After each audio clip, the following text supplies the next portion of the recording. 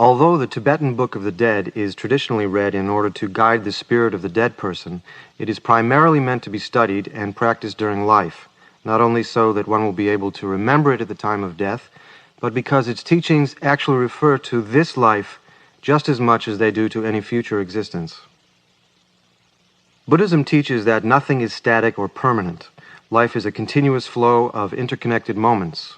The nature of each moment is determined by what has gone before, just as one's next birth is determined by one's actions during this lifetime. So we can say that life and death are actually both taking place at every instant. The word bardo means an intermediate state, a gap or period of suspension when one situation has come to an end and another has not yet developed. It occurs in the interval between two states of mind as well as between states of existence, such as birth and death. Any everyday situation of hesitation or uncertainty or of inner conflict between opposing emotions contains characteristics of the intermediate state. So do those extremes of emotion when one is on the edge of complete exhaustion or feels one is approaching the borderline of insanity. At such moments of concentrated energy, one may suddenly enter a neutral state in which one feels completely free, calm, and detached. This is an intuitive glimpse of the ground of being, the nature of mind itself. It is called dharmata, the essence of things as they really are. It is described as indivisible emptiness and luminosity. Just before death, a dying person's consciousness becomes progressively more and more detached from the external world and from the body until it is completely concentrated within, and there is an experience of a sense of internal glow or luminosity. This is called the bardo of the moment before death. After death, the consciousness is freed from the limitations of the physical body and is able to perceive a subtle level of existence where everything manifests as sounds and colors instead of solid material forms. Underlying all these appearances is a luminosity, the light of reality, and if one can recognize that and merge with it, one reaches the absolute level of dharmakaya. If one is unable to let go into that state, visions of the Buddhas and other divine beings appear, first in peaceful forms and then in wrathful forms, offering many different approaches to enlightenment. At the same time, our memories of the ordinary world of suffering, or samsara, also beckon us, appearing as paths of colored light leading us to future rebirth in one of the 6 realms of existence. Next come terrifying experiences of judgment by Mara, the Lord of Death, and the pursuit and torture by avenging demons. The fundamental teaching of the whole text is to recognize that these visions are the projections of one's own mind. As soon as one realizes this, one is liberated from the visions. Finally, if one has been unable to recognize this, one enters the bardo of becoming, the transition to a future birth in one of the 6 realms. Even at this point, there are still opportunities to recognize the luminosity, because the focus of the mind is concentrated by intense fear. Instead of escaping into a new form of existence, the consciousness in the bardo can stop and confront this fear, and so attain liberation from it. If this fails, the text gives instructions on choosing a new birth that will be of benefit to oneself and others. All these situations described in the Tibetan Book of the Dead can be seen as symbolic or visionary pictures of events and experiences in human life. For instance, even at the last minute, there is always the possibility of refusing to give in to anger or passion, refusing to be caught up in that world, and preventing the birth of some seemingly inevitable situation. The 6 realms of existence represent both the various states of mind into which our consciousness is continually reborn and the different ways of experiencing the world. They arise from the instinctive emotional reactions to the openness and brilliance of the luminosity. The realm of hell, the lowest of the 6 realms, is the most intense, dominated by aggression, hatred, and anger. Hell can be burning hot, an environment of claustrophobic terror, or icy cold, a frozen isolation that results from pride and resentment towards others. The realm of hungry ghosts develops from greed. a hunger that continually increases and can never be satisfied. Possession brings no pleasure to the hungry ghost, only searching and grasping matter, so there is a sense of endless frustration and disappointment, even though one is surrounded by food and wealth. The animal realm arises from ignorance. It is a deliberate turning away, playing deaf and dumb so as to avoid the brilliant light of reality. It can create a comfortable, predictable way of life, but one that is also very mechanical and without any sense of humor, unable to respond to the unexpected or the unknown. The human realm is based on passion and enjoyment. It contains qualities of exploration, striving, and creativity that may lead to success and fulfillment, but also suspicion and doubt that continually undermine the sense of achievement. The realm of the jealous gods is based on a fundamental sense of jealousy or envy, as though the very existence of others is a threat to one's own survival. Here, no relationship is possible without intrigue. One must always be on one's guard against hidden enemies and on the watch for opportunities to win, either by diplomacy or superior strength. The realm of gods develops from pride, an instinctive self-consciousness which arises when faced with the impersonal openness of the luminosity. It is the highest realm of self-development, pleasure, and peace, with the feeling that one is invincible and immortal. We can easily recognize in these 6 realms the familiar psychological states of daily life, but at the same time we always possess within us inherent Buddha nature, the latent possibility of enlightenment, which appears as aspects of wisdom or enlightenment corresponding to our particular tendencies. In the intermediate state, they manifest as the 5 Tathagatas or Buddhas, inviting us to dissolve into the rays of light that stream out from their hearts. The 5 wisdoms are the liberated energy of enlightenment, but in samsara they are distorted into the 5 negative emotions or poisons. They are also known as the 5 families, to which all living things belong. The first of the Tathagatas in the center of the mandala is Varochana, and his family is known simply as the Tathagata of Buddha family.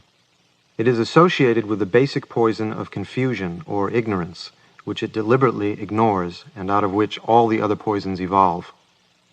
But Varochana also embodies the wisdom of Dharmadhatu, the limitless, all-pervading space in which everything exists as it really is, the truth that reverses ignorance. The second Tathagata is Akshobhya, in the eastern side of the mandala. He is the ruler of the Vajra family, whose poison is aggression or hatred. This is transmuted into the mirror-like wisdom, which reflects everything calmly and clearly. In the southern side of the mandala is Ratna Sambhava, ruler of the Ratna family. Ratna means jewel, and in particular the wish-granting gem which magically grants all desires. So here the poison is pride, resulting from the possession of spiritual or material riches. Its antidote and corresponding wisdom is the wisdom of equality and equanimity. In the west is Amitabha, whose family is Padma, the lotus.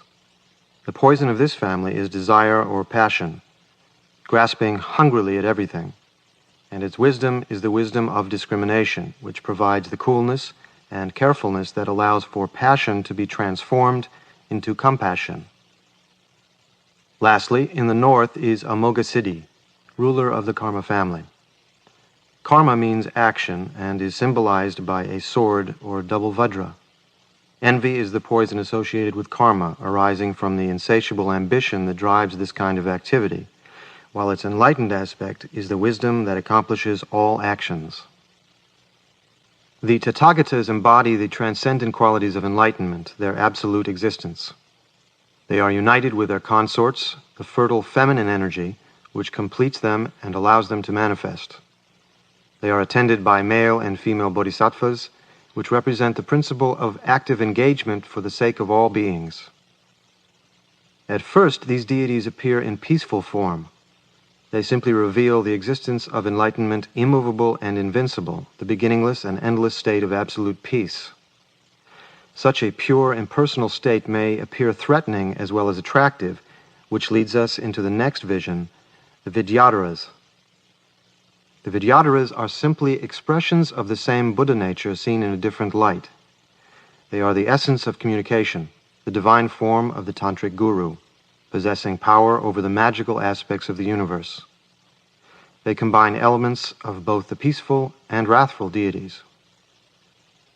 If we do not respond to the communication of the Vidyadharas, they become transformed into their wrathful manifestations, the Herukas.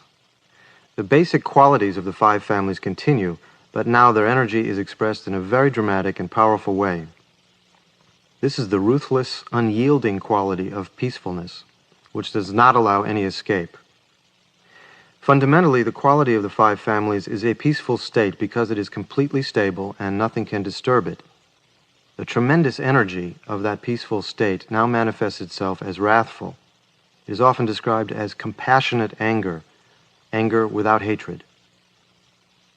These transformations, too, have counterparts in our own lives. As their active energy increases, not only do the possibilities for insight increase, but also the possibility of danger. For instance, psychic experiences and the awareness of the magic of life belong to the realm of the Vidyadharas, while the activity of the Herukas might be felt as an accident or a sudden shock that wakes one up to reality. After the Herukas, a whole crowd of other fierce and terrifying deities appears, each symbolizing a specific quality of enlightenment and carrying out a particular function of the individual consciousness. Again and again we are reminded that these visions come from our mind, and we need only recognize them as our own projections in order to be liberated from them. In the text, it says that all this is meant to remind the dead person of what he has already practiced during his life. But we can still use the essential principles of the teaching to help those who are not familiar with it by opening our minds to them and transmitting our own sense of warmth, stability, and confidence. If one is close to someone who is dying, it is very important to be truthful about what is happening, so that there is complete mutual trust, friendship, and communication. As the person's physical and mental condition deteriorates, he or she develops a higher awareness of the surrounding emotional atmosphere, so that one's own state of mind is extremely important and becomes part of the dying person. It is impossible to know what someone in the intermediate state is going through, or whether you are still having any real contact with a person. But the essential thing is to continue to provide this stable environment so that automatically the consciousness in the bardo will be attracted to that. When one listens to the Tibetan Book of the Dead, although all the symbolic details are significant, it is not necessary to analyze and remember them all in order to benefit from the text. All these details contribute to overwhelming emotional impressions. Just listening in a relaxed, open, and attentive state of mind will make us receptive to their inner meaning, and we will be able to recognize them as experiences in our own lives and understand their symbolism intuitively. The Tibetan Book of the Dead. Homage to the Gurus, the three Kayas, Amitabha, infinite light, the Dharmakaya, peaceful and wrathful lotus deities, the Sambhogakaya, Padmasambhava, protector of beings, the Nirmanakaya. This great liberation through hearing, the means of liberation in the bardo for yogins of average capacities, is in three parts: the introduction, the main subject matter, and the conclusion. Firstly, the introduction, the means of liberating human beings. First of all, one should have studied the instructions, which should certainly liberate those of the highest capacities. But if they do not, one should practice the ejection of consciousness, which liberates spontaneously as soon as it is thought of in the bardo of the moment before death. This should certainly liberate yogins of average capacity, but if it does not, one should strive in this great liberation through hearing in the bardo of Dharmata.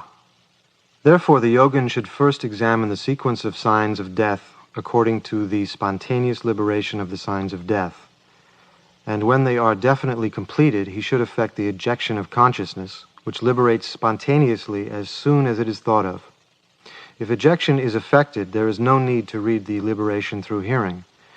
But if not, it should be read clearly and precisely, close to the dead body. If the body is not present, one should sit on the dead person's bed or seat and, proclaiming the power of truth, call on his consciousness and read, imagining him sitting in front listening. At this time, sounds of crying and weeping are not good, so his relatives should be shut out.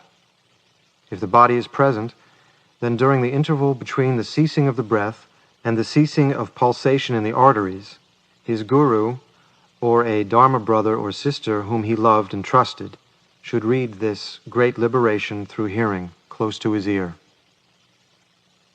The teaching of the liberation through hearing. An elaborate offering should be made to the 3 jewels if the materials are available. But if they are not available, one should set out whatever there is and visualize the rest without limit. One should say the inspiration prayer calling on the Buddhas and Bodhisattvas for rescue 7 or 3 times. Then loudly recite the inspiration prayer for the deliverance from the dangerous pathway of the bardo and the main verses of the bardo. Then read the Great Liberation through hearing 7 or 3 times. It is in 3 parts, showing the luminosity in the bardo of the moment before death, the great reminder of showing in the bardo of dharmata, and the instructions for closing the entrance to the womb of becoming. First, showing the luminosity in the bardo of the moment before death. By having this read to them, all kinds of ordinary people who have received teachings but have not recognized, although they are intelligent, or who have recognized but have practiced little, will recognize the basic luminosity and bypass the bardo experience to reach the unoriginated Dharmakaya. The method of instruction. It is best if his principal guru from whom he requested teaching can be present, but otherwise a Dharma brother or sister with whom he has taken the Samaya vow, or a spiritual friend in the same lineage. If none of these are to be found, then someone who can read aloud clearly and precisely should read it several times. This will remind him of what his guru has shown him, and he will immediately recognize the basic luminosity and be liberated. There is no doubt. The time of instruction.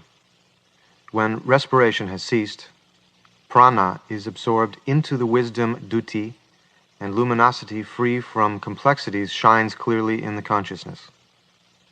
If prana is reversed and escapes into the right and left nadis, the bardo state appears suddenly, so the reading should take place before the prana escapes into the right and left nadis. The length of time during which the inner pulsation remains after respiration has ceased is just about the time taken to eat a meal. The method of instruction. It is best if ejection of consciousness is effected when the respiration is just about to stop. But if it has not been effected, one should say these words. O child of noble family, now the time has come for you to seek a path. As soon as your breath stops, what is called the basic luminosity of the first bardo, which your guru has already shown you, will appear to you. This is the dharmata. Open and empty like space, luminous void, pure naked mind, without center or circumference.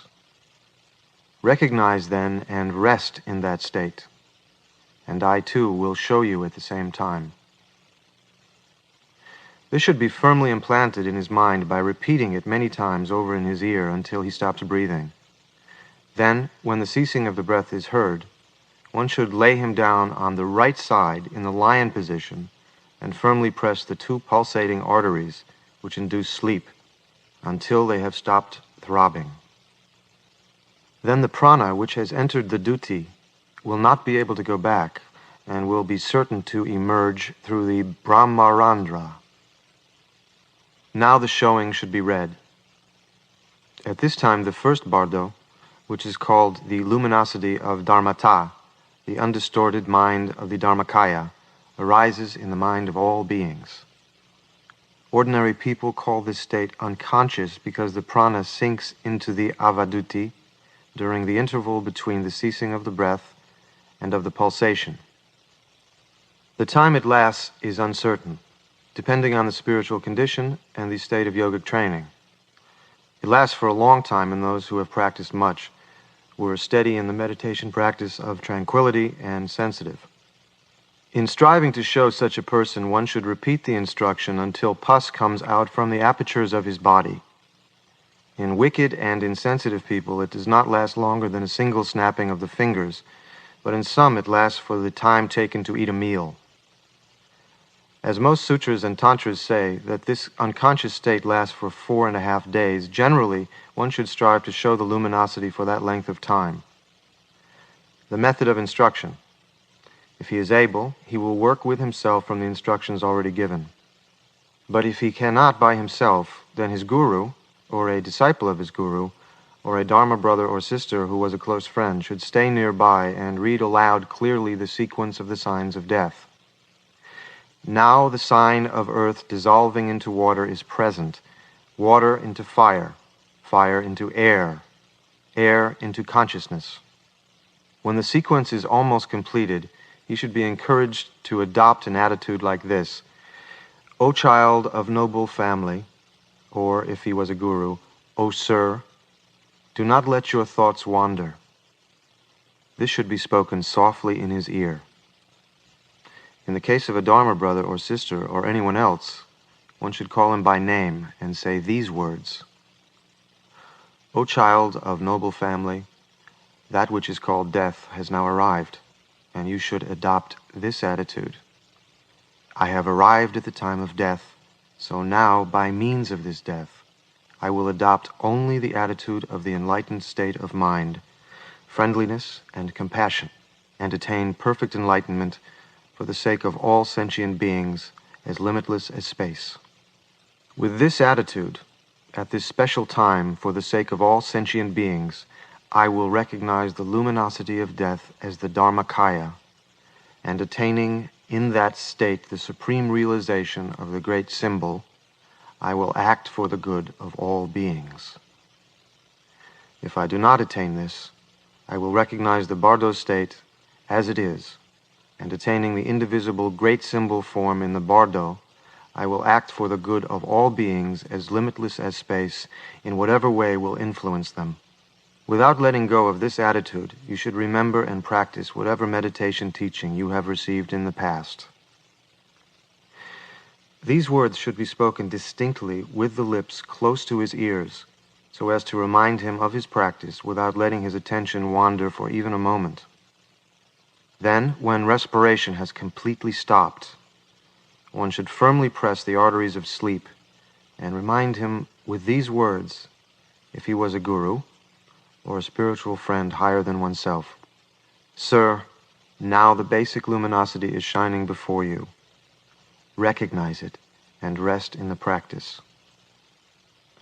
And one should show all others like this: O child of noble family, listen. Now the pure luminosity of the Dharmata is shining before you. Recognize it. O child of noble family, at this moment your state of mind is by nature pure emptiness. It does not possess any nature whatever, neither substance nor quality such as color, but it is pure emptiness. This is the Dharmata, the female Buddha Samantabhadri. But this state of mind is not just blank emptiness. It is unobstructed, sparkling, pure, and vibrant. This mind is the male Buddha Samantabhadra. These two, your mind, whose nature is emptiness without any substance whatever, and your mind, which is vibrant and luminous, are inseparable. This is the Dharmakaya of the Buddha. This mind of yours is inseparable luminosity and emptiness in the form of a great mass of light. It has no birth or death. Therefore it is the Buddha of immortal light. To recognize this is all that is necessary. When you recognize this pure nature of your mind as the Buddha, looking into your own mind is resting in the Buddha mind. This should be repeated 3 or 7 times clearly and precisely. Firstly, it will remind him of what he has previously been shown by his guru. Secondly, he will recognize his own naked mind as the luminosity. And thirdly, Having recognized himself, he will become inseparably united with the Dharmakaya and certainly attain liberation. If he recognizes the first luminosity, he will be liberated. But if it is feared that he has not recognized the first luminosity, then what is called the second luminosity will shine, and that comes when a little more than the time taken to eat a meal has passed after the respiration has ceased. According to good or bad karma, the prana escapes into the right or left nadi and comes out through the apertures of the body, and the consciousness suddenly becomes clear. To say that this lasts for the time taken to eat a meal depends on whether he is sensitive or insensitive and on whether or not he has practiced. Then his consciousness emerges and he does not know whether he is dead or not. He will see his relatives gathered there just as before and hear their cries. During this time, when the violent, confused projections of karma have not yet appeared and the terrors of the lords of death have not yet come, the instructions should be given. Here there is a distinction between the perfection stage and the generation stage. If he was working on the perfection stage, one should call his name 3 times and repeat the instructions given above for showing the luminosity. If he was working on the generation stage, one should read aloud the sadhana and description of his yidam, and remind him with these words: O child of noble family, meditate on your yidam and do not be distracted. Concentrate intensely on your yidam. Visualize him as an appearance without substance of his own, like the moon in water. Do not visualize him as having a solid form. If he is an ordinary person, one should show him by saying, meditate on the Lord of great compassion. There is no doubt that those who have not recognized the bardo will grasp it by being shown in this way. But those who were not adept in meditation, even if they were shown by their guru while they were still alive, will not be able to clarify the bardo state by themselves, so that their guru or dharma brother or sister must make it clear. And it is necessary for someone to instruct those who cannot remember during the bardo of the moment before death because they were confused by serious illness, even though they were adept in meditation. It is also extremely necessary for those who, although they were formerly adept in meditation on this path, may enter into lower existences because they have broken the precepts or because their samaya practice has degenerated. It is best if he understands during the first bardo, but if he has not understood, his insight is awakened by the reminder in the second bardo, and he will be liberated.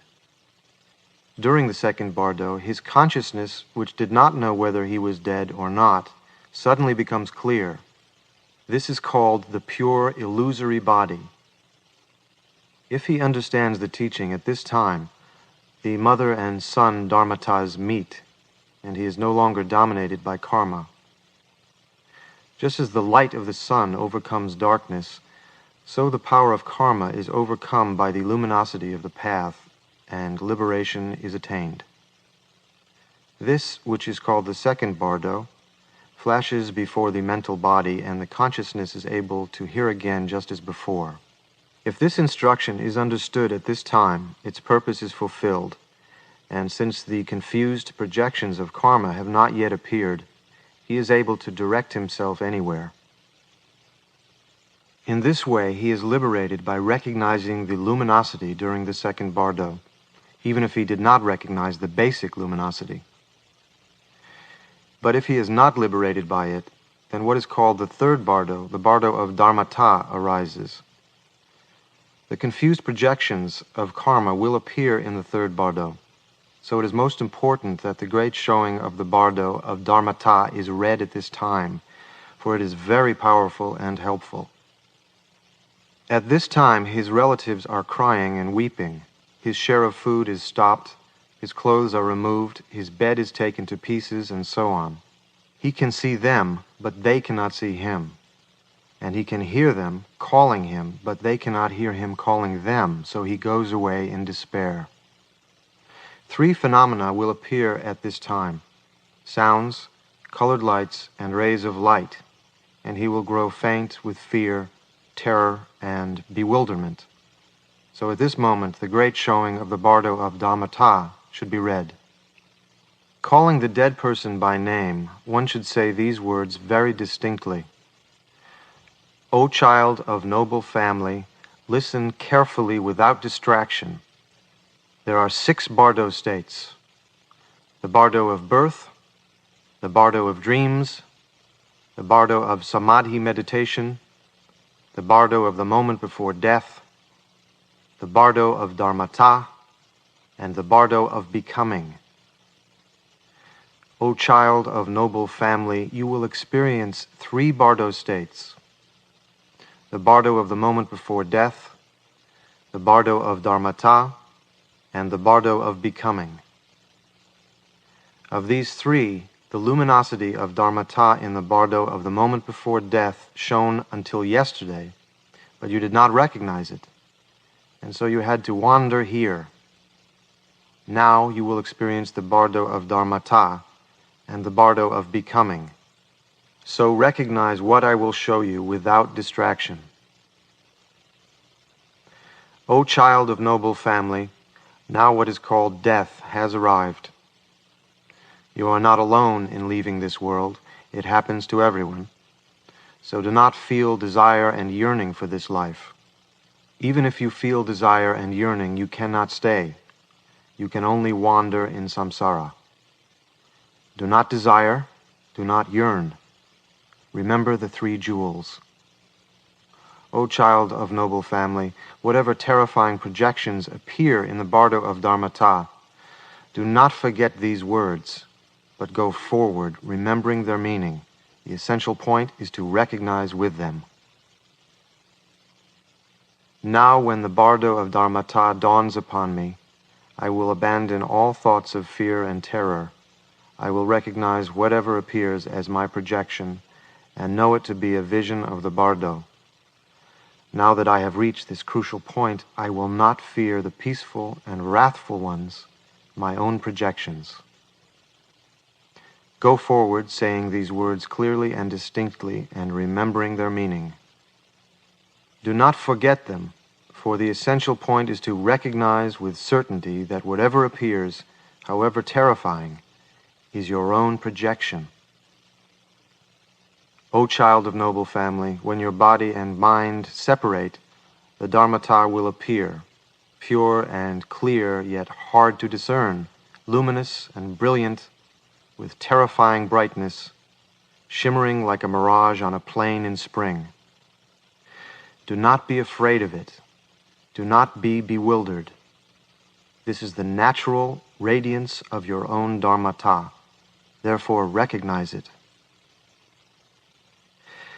A great roar of thunder will come from within the light, the natural sound of Dharmata, like 1,000 thunderclaps simultaneously. This is the natural sound of your Dharmata, so do not be afraid or bewildered. You have what is called a mental body of unconscious tendencies. You have no physical body of flesh and blood, so whatever sounds, colors, and rays of light occur, they cannot hurt you, and you cannot die. It is enough simply to recognize them as your projections. Know this to be the Bardo state. O child of noble family, if you do not recognize them in this way as your own projections, whatever meditation practice you have done during your life, if you have not met with his teaching, the colored lights will frighten you, the sounds will bewilder you, and the rays of light will terrify you. If you do not understand this essential point of the teaching, you will not recognize the sounds, lights, and rays, and so you will wander in samsara. O child of noble family, after being unconscious for 4.5 days, you will move on, and awakening from your faint, you will wonder what has happened to you. So recognize it as the Bardo state. At that time, samsara is reversed, and everything you see appears as lights and images. The whole of space will shine with a blue light, and blessed Vairochana will appear before you from the central realm, all-pervading circle. His body is white in color. He sits on a lion throne, holding an 8-spoked wheel in his hand and embracing his consort, the queen of Vajra space. The blue light of the skanda of consciousness in its basic purity, the wisdom of the Dharmadhatu, luminous, clear, sharp, and brilliant, will come towards you from the heart of Vairochana and his consort, and pierce you so that your eyes cannot bear it. At the same time, together with it, the soft white light of the gods will also come towards you and pierce you. At that time, under the influence of bad karma, you will be terrified and escape from the wisdom of the Dharmadhatu with its bright blue light. But you will feel an emotion of pleasure towards the soft white light of the gods.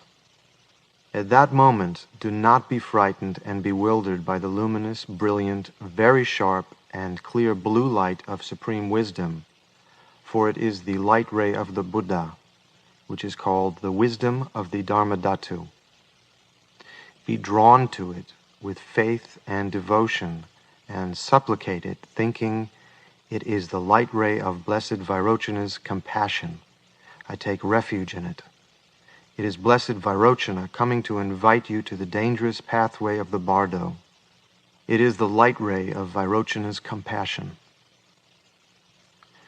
Do not take pleasure in the soft white light of the gods. Do not be attracted to it or yearn for it. If you are attracted to it, you will wander in the realm of the gods and circle among the 6 kinds of existence. It is an obstacle blocking the path of liberation, so do not look at it, but feel longing for the bright blue light, and repeat this inspiration prayer after me with intense concentration on Blessed Vairochana. When through intense ignorance I wander in samsara, on the luminous light path of the Dharmadhatu wisdom, may Blessed Vairochana go before me, his consort, the queen of Vajra space, behind me. Help me to cross the bardo's dangerous pathway and bring me to the perfect Buddha state. By saying this inspiration prayer with deep devotion, he will dissolve into rainbow light in the heart of Blessed Vairochana and his consort, and become a Sambhogakaya Buddha in the central realm, the densely arrayed.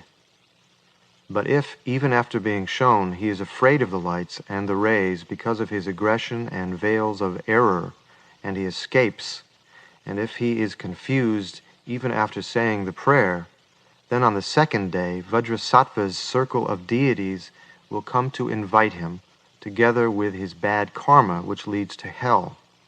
So, to show him, one should call the dead person by name and say these words: O child of noble family, listen without distraction. On the 2nd day, a white light, the purified element of water, will shine, and at the same time the blessed Vajrasattva Akshobhya will appear before you from the eastern realm of complete joy. His body is blue in color. He holds a 5-pointed Vajra in his hand and sits on an elephant throne embracing his consort Buddha Lochana. He is accompanied by the 2 male bodhisattvas, Kshitigarbha and Maitreya, and the 2 female bodhisattvas, Lasya and Pushpa, so that 6 Buddhas' forms appear. The white light of the skanda of form in its basic purity, the mirror-like wisdom, dazzling white, luminous, and clear, will come towards you from the heart of Vajrasattva and his consort, and pierce you so that your eyes cannot bear to look at it. At the same time, together with the wisdom light, the soft smoky light of hell beings will also come towards you and pierce you. At that time, under the influence of aggression, you will be terrified and escape from the brilliant white light, but you will feel an emotion of pleasure towards the soft smoky light of the hell beings.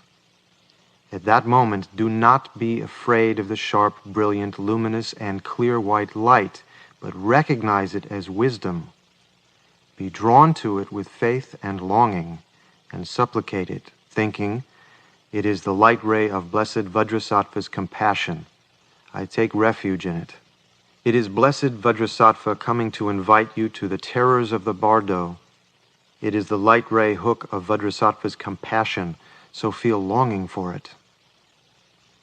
Do not take pleasure in the soft, smoky light of the hell beings. This is the inviting path of the veils of error accumulated by your violent aggression.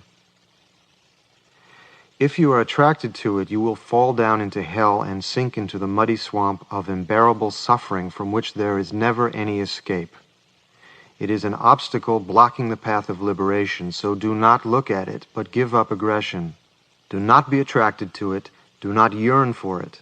Feel longing for the luminous, brilliant, white light and say this inspiration prayer with intense concentration on Blessed Vajrasattva.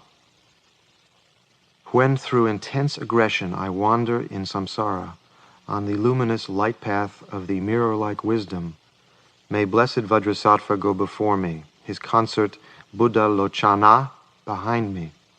Help me to cross the Bardo's dangerous pathway and bring me to the perfect Buddha state. By saying this inspiration prayer with deep devotion, he will dissolve into rainbow light in the heart of Blessed Vajrasattva and become a Sambhogakaya Buddha in the eastern realm of complete joy. Yet even after being shown in this way, some people are afraid of the light ray hook of compassion because of their pride and veils of error, and they escape. So then on the third day, Blessed Ratnasambhava's circle of deities will come to invite them, together with the light path to the human realm. So to show him again, one should call the dead person by name and say these words.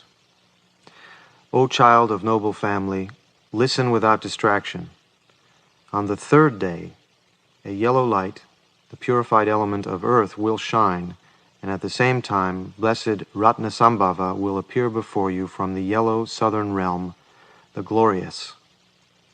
His body is yellow in color. He holds a wish-fulfilling jewel in his hand and sits on a horse throne, embracing his consort Mamaki. He is accompanied by the two male bodhisattvas Akashagarbha and Samantabhadra, and the two female bodhisattvas, Mala and Dupa, so that 6 Buddha forms appear out of the space of rainbow light. The yellow light of the skanda of feeling in its basic purity, the wisdom of equality, brilliant yellow, adorned with discs of light, luminous and clear, unbearable to the eyes, will come towards you from the heart of Ratnasambhava and his consort and pierce your heart so that your eyes cannot bear to look at it. At the same time, together with the wisdom light, the soft blue light of human beings will also pierce your heart. At that time, under the influence of pride, you will be terrified and escape from the sharp, clear yellow light, but you will feel an emotion of pleasure and attraction towards the soft blue light of human beings. At that moment, do not be afraid of the yellow light, luminous and clear, sharp and bright, but recognize it as wisdom. Let your mind rest in it, relaxed, in a state of non-action, and be drawn to it with longing. If you recognize it as the natural radiance of your own mind, even though you do not feel devotion and do not say the inspiration prayer, all the forms and lights and rays will merge inseparably with you, and you will attain enlightenment. If you cannot recognize it as the natural radiance of your own mind, supplicate it with devotion, thinking, it is the light ray of Blessed Ratnasambhava's compassion. I take refuge in it. It is the light ray hook of Blessed Ratnasambhava's compassion, so feel longing for it.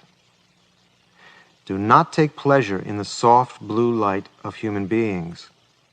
That is the inviting light path of unconscious tendencies accumulated by your intense pride. If you are attracted to it, you will fall into the human realm and experience birth, old age, death, and suffering, and never escape from the muddy swamp of samsara.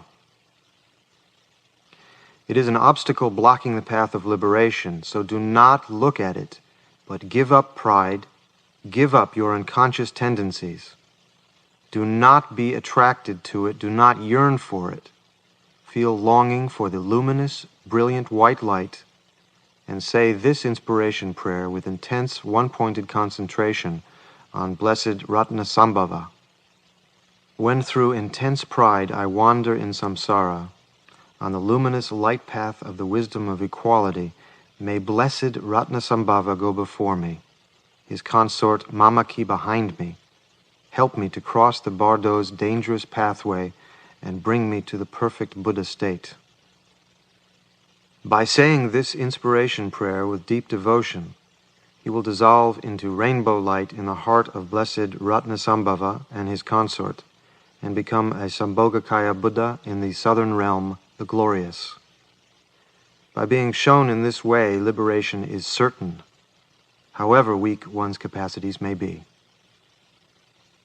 Yet, even after being shown like this many times, there are people whose good opportunities have run out, such as those who have done great evil or let their samaya practice degenerate, who will not recognize. Disturbed by desire and veils of error, they will be afraid of the sounds and lights and will escape. So then on the fourth day, blessed Amitabha's circle of deities will come to invite them, together with the light path of the hungry ghosts built from desire and meanness. To show him again, one should call the dead person by name and say these words: O child of noble family, listen without distraction. On the fourth day, a red light, the purified element of fire, will shine, and at the same time, blessed Amitabha will appear before you from the red western realm, the blissful. His body is red in color, he holds a lotus in his hand and sits on a peacock throne, embracing his consort Pandaravasini. He is accompanied by the two male bodhisattvas, Avalokiteshvara and Manjushri, and the two female bodhisattvas, Gita and Aloka, so that 6 Buddha forms appear out of the space of rainbow light. The red light of the skandha of perception in its basic purity, the wisdom of discrimination, brilliant red, adorned with discs of light, luminous and clear, sharp and bright, will come from the heart of Amitabha and his consort and pierce your heart so that your eyes cannot bear to look at it. Do not be afraid of it. At the same time, together with the wisdom light, the soft yellow light of the hungry ghosts will also shine. Do not take pleasure in it. Give up desire and yearning. At that time, under the influence of intense desire, you will be terrified and escape from the sharp, bright red light. But you will feel pleasure and attraction towards the soft yellow light of the hungry ghosts. At that moment, do not fear the red light, sharp and brilliant, luminous and clear, but recognize it as wisdom. Let your mind rest in it, relaxed, in a state of non-action. Be drawn to it with faith and longing.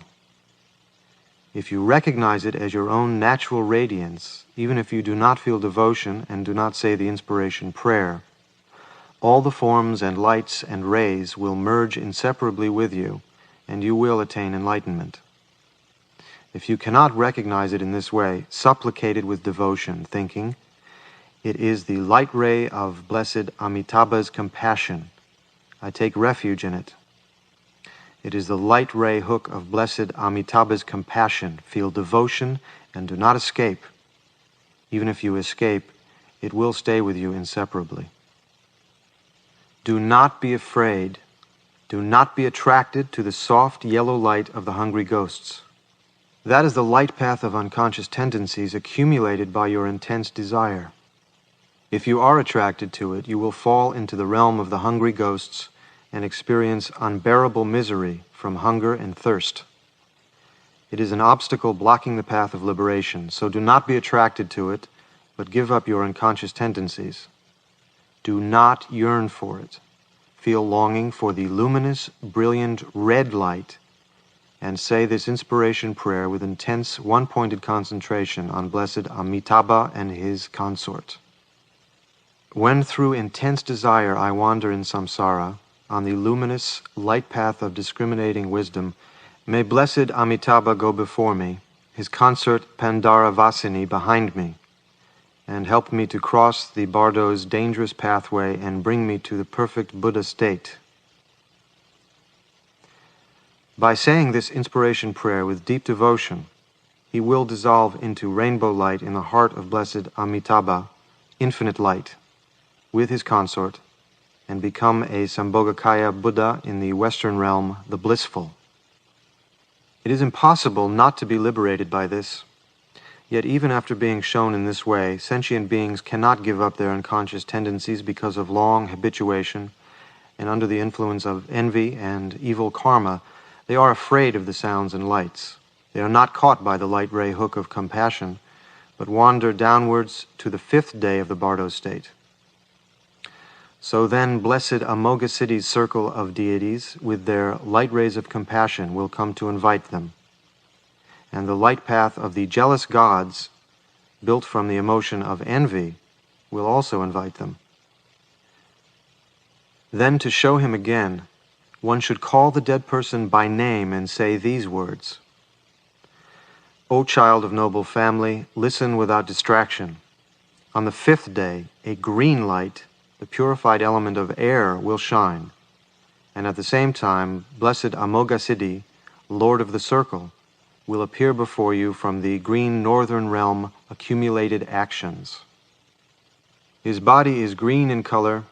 He holds a double vajra in his hand and sits on a throne of shang-shang birds soaring in the sky, embracing his consort Samayatara.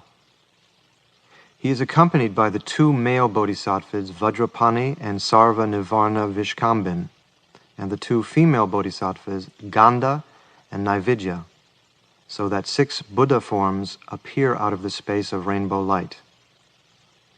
The green light of the skanda of concept in its basic purity, the action accomplishing wisdom, brilliant green, luminous and clear, sharp and terrifying, adorned with discs of light, will come from the heart of Amoghasiddhi and his consort, and pierce your heart so that your eyes cannot bear to look at it. Do not be afraid of it. It is the spontaneous play of your own mind. So rest in the supreme state, free from activity and care, in which there is no near or far, love or hate. At the same time, together with the wisdom light, the soft red light of the jealous gods caused by envy will also shine on you.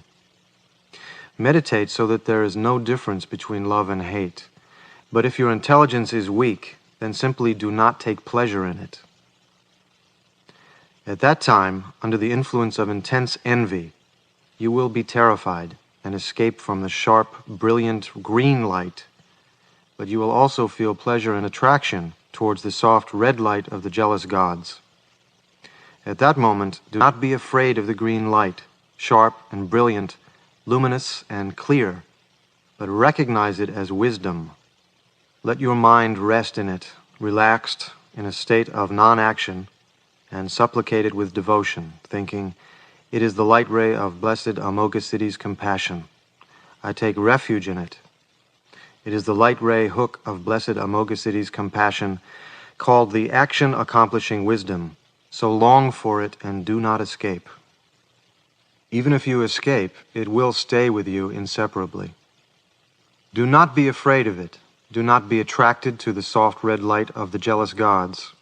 That is the inviting path of karma accumulated by your intense envy.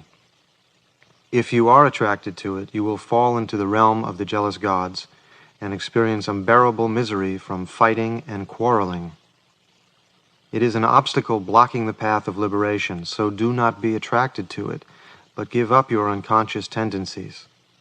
Feel longing for the luminous, brilliant green light and say this inspiration prayer with intense, one-pointed concentration of blessed Amoghasiddhi and his consort. When through intense envy I wander in samsara, on the luminous light path of action accomplishing wisdom, may blessed Amoghasiddhi go before me, his consort Samayatara behind me. Help me to cross the Bardo's dangerous pathway and bring me to the perfect Buddha state.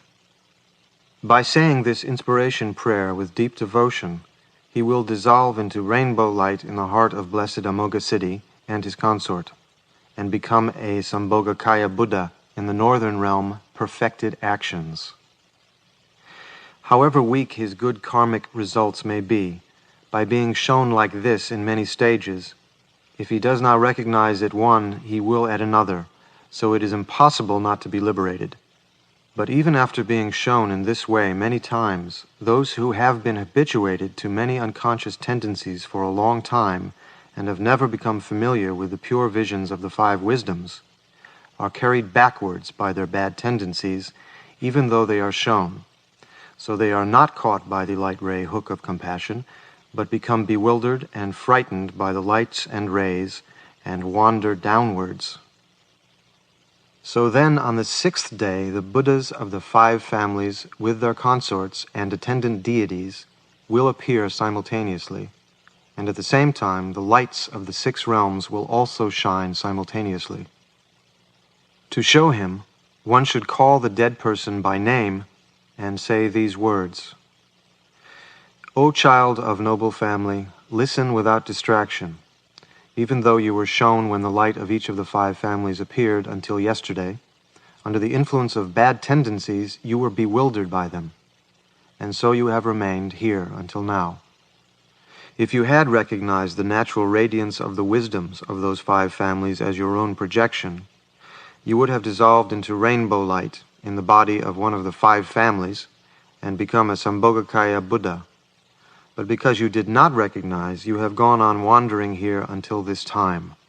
So now watch without distraction. Now the five families will appear all together, and what is called the four wisdoms combined will come to invite you. Recognize them. O child of noble family, the four colored lights of the four purified elements will shine. At the same time, the Buddha Vairochana and his consort will appear just as before from the central realm all-pervading circle. The Buddha Vajrasattva, with his consort and attendants, will appear from the eastern realm complete joy. The Buddha Ratnasambhava, with his consort and attendants, will appear from the southern realm, the glorious. The Buddha Amitabha, with his consort and attendants, will appear from the western blissful realm of lotuses, and the Buddha Amoghasiddhi, with his consort and attendants, will appear from the northern realm, perfected actions, out of the space of rainbow light. O child of noble family, beyond those Buddhas of the five families, the wrathful guardians of the gates will also appear. Vijaya, the victorious; Yamantaka, destroyer of death; Hayagriva, the horse-necked; and Amrita Kundali, coil of nectar. And the female guardians of the gates: Ankusha, the hook; Pasha, the noose; Shunkala, the chain; and Ganta, the bell. The six sages, the blessed ones, will also appear. Indra, of the 100 sacrifices, sage of the gods; Vemachitra, splendid robe, sage of the jealous gods; the lion of the Shakyas, sage of human beings; Dhruva Singha, steadfast lion, sage of the animals; Jvalamukha, flaming mouth, sage of the hungry ghosts; and Dharmaraja, the Dharma king, sage of the hell beings. Samantabhadra and Samantabhadri, the all-good father and mother of all the Buddhas, will also appear. These 42 deities of the Sambhogakaya will emerge from within your own heart and appear before you. They are the pure form of your own projections, so recognize them. O child of noble family, those realms too do not exist anywhere else, but lie in the four directions of your heart, with the center as fifth, and now they emerge from within your heart and appear before you. Those images, too, do not come from anywhere else, but are the primordial, spontaneous play of your mind. So recognize them in this way. O child of noble family, those images are neither large nor small, but perfectly proportioned. They each have their own adornments, their costume, their color, their posture, their throne, and their symbol. They are spread out in 5 couples.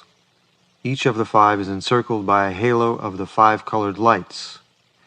The whole mandala, the male and female deities of the families, will appear completely, all at once. Recognize them, for they are your yidams. O child of noble family, from the heart of those Buddhas of the 5 families and their consorts, the light rays of the 4 wisdoms will each shine upon your heart very fine and clear, like sunbeams stretched out. First, the wisdom of the Dharmadhatu, a cloth of luminous white light rays, brilliant and terrifying, will shine upon your heart from the heart of Vairochana. In this cloth of light rays, a sparkling white disk will appear, very clear and bright, like a mirror facing downwards, adorned with 5 disks like itself, ornamented with disks and smaller disks, so that it has no center or circumference. From the heart of Vajrasattva, on the luminous blue cloth of the mirror-like wisdom, will appear a blue disk like a turquoise bowl, face downwards, adorned with disks and smaller disks. From the heart of Ratnasambhava, on the luminous yellow cloth of the wisdom of equality, will appear a yellow disk like a golden bowl, face downwards, adorned with disks and smaller disks. From the heart of Amitabha, on the luminous red cloth of the wisdom of discrimination, will appear a sparkling red disk like a coral bowl face downwards, shining with the deep light of wisdom, very clear and bright, adorned with 5 disks like itself, ornamented with disks and smaller disks, so that it has no center or circumference. They too will shine upon your heart. O child of noble family, these also have arisen out of the spontaneous play of your own mind. They have not come from anywhere else.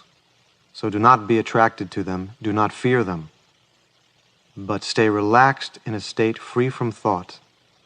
In that state, all the images and light rays will merge with you, and you will attain enlightenment.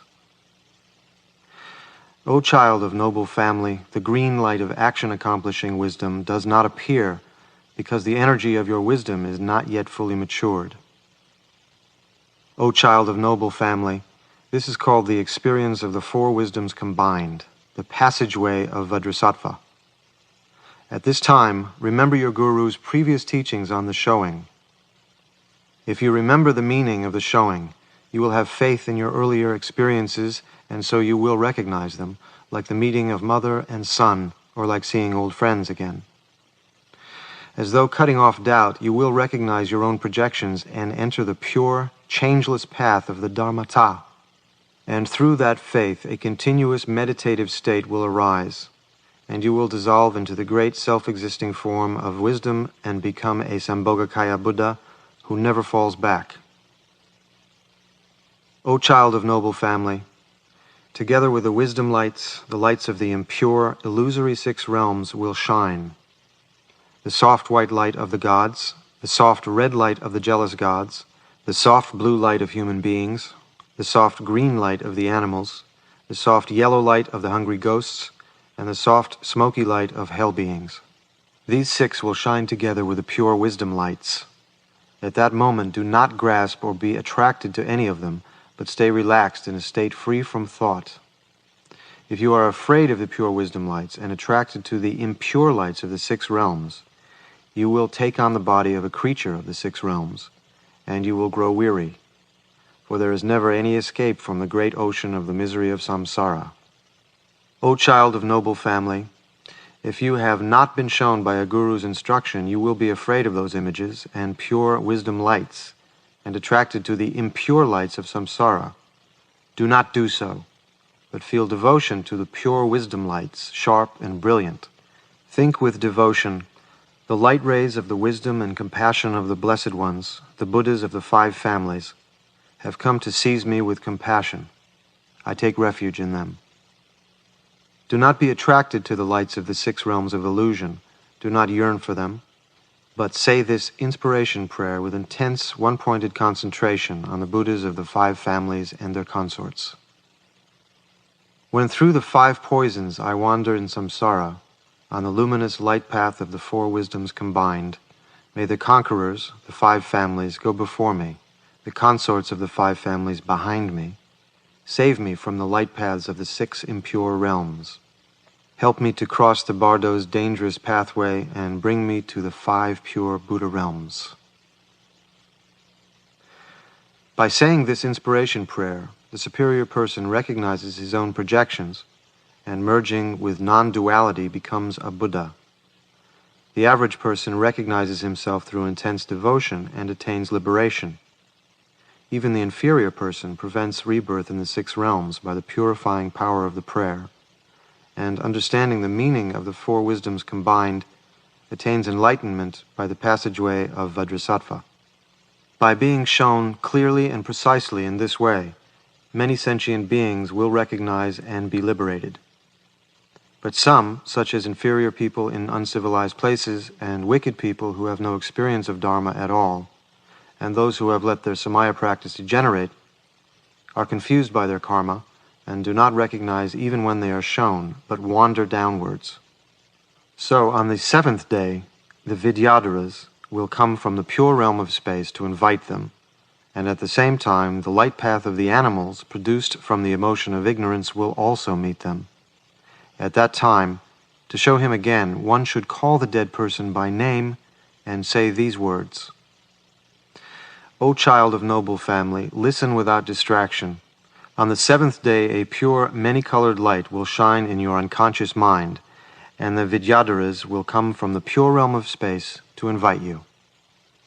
In the center of the mandala, filled with rainbow light, he who is called the unsurpassable, fully developed Vidyadhara, Lotus Lord of the Dance, will appear, his body bright with the five colors, embracing his consort the red Dakini, dancing with a crescent knife and a skull full of blood, gesturing and gazing at the sky. From the east of the mandala, he who is called the Vidyadhara established in the stages will appear, white in color, with a radiant, smiling face, embracing his consort, the white Dakini, dancing with a crescent knife and his skull full of blood, gesturing and gazing at the sky. From the south of the mandala, he who is called the Lord of Life, Vidyadhara, will appear, yellow in color, with beautiful form, embracing his consort, the yellow Dakini, dancing with a crescent knife and a skull full of blood, gesturing and gazing at the sky. From the west of the mandala, he who is called the Great Symbol, Vidyadhara, will appear, red in color, with a radiant smiling face, embracing his consort, the red Dakini, dancing with a crescent knife and a skull full of blood, gesturing and gazing at the sky. From the north of the mandala, he who is called the Spontaneously Arisen, Vidyadhara, will appear, green in color, his expression both angry and smiling, embracing his consort, the green Dakini, dancing with a crescent knife and a skull full of blood, gesturing and gazing at the sky. Beyond these Vidyadharas will appear countless crowds of Dakinis, Dakinis of the 8 charnel grounds, Dakinis of the 4 families, Dakinis of the 3 worlds, Dakinis of the 10 directions, Dakinis of the 24 places of pilgrimage, male and female warriors and servants, and all the male and female protectors of Dharma, wearing the 6 bone ornaments with drums, thigh bone trumpets, skull drums, banners made from the skins of youths, canopies made from human skin, ribbons of human skin, and incense made from human flesh, with countless different kinds of musical instruments, filling all the regions of the universe so that they rock and tremble and shake, making all the instruments vibrate with music so as to split one's head. Dancing various dances, they will come to invite those who have kept the Samaya practice and to punish those who have let it degenerate. O child of noble family, in the realm of the unconscious, the pure innate wisdom, shining with the 5 colored lights like colored threads twisted together, flashing, vibrating, shimmering, luminous and clear, sharp and terrifying, will come from the hearts of the 5 Vidyadhara lords and pierce your heart so that the eye cannot bear it. At the same time, the soft green light of the animals will also shine together with the wisdom light. At that time, under the influence of confusion caused by unconscious tendencies, You will be afraid and escape from the five-colored light, but you will be attracted to the soft light of the animals. At that moment, do not be afraid of the bright, sharp, five-colored light. Do not fear it, but recognize it as wisdom. From within the light, all the spontaneous sounds of the Dharma will come like the roar of 1,000 thunderclaps. It rolls and thunders and resounds with war cries and the penetrating sound of wrathful mantras. Do not be afraid of it. Do not escape. Do not fear. Recognize it as the play of your mind, your own projection. Do not be attracted to the soft green light of the animals. Do not yearn for it. If you are attracted to it, you will fall into the animal realm of ignorance and experience the extreme suffering of stupidity, dumbness, and slavery from which there is no escape. So do not be attracted to it. Feel longing for the clear, bright light of the five colors and concentrate one-pointedly on the blessed Vidyadharas, the divine teachers, thinking, "These Vidyadharas with the warriors and Dakinis have come to invite me to the pure realm of space.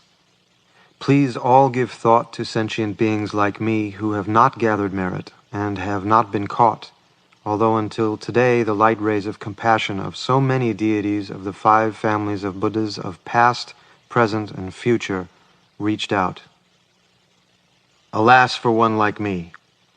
Now, all you Vidyadharas, do not let me go any lower than this, but grasp me with your hooks of compassion and pull me up quickly to the pure realm of space." With intense, one-pointed concentration, say this inspiration prayer. May the divine Vidyadharas think of me, and with great love lead me on the path. When through intense tendencies I wander in samsara on the luminous light path of the innate wisdom, may Vidyadharas and warriors go before me, their consorts the Dakinis behind me. Help me to cross the Bardo's dangerous pathway and bring me to the pure realm of space. By saying this inspiration prayer with deep devotion, he will dissolve into rainbow light in the heart of the divine Vidyadharas and be born in the pure realm of space. There is no doubt. All the types of spiritual friends, too, recognize as a result of this and are all liberated. Even those with bad unconscious tendencies are certainly liberated here. The end of the first part of the Great Liberation Through Hearing, showing the luminosity during the bardo at the moment before death and showing during the peaceful bardo of the Dharmata. Iti samaya gya gya gya.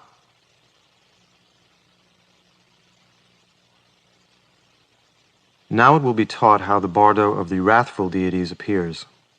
Up to now there have been 7 stages in the dangerous pathway of the bardo of the peaceful deities, and by being shown at each of the stages, even if he has not recognized at one, he will have at another, and boundless attainments of liberation occur. But although many are liberated like this, sentient beings are great in number. Bad karma is very strong. The veils of error are heavy and thick.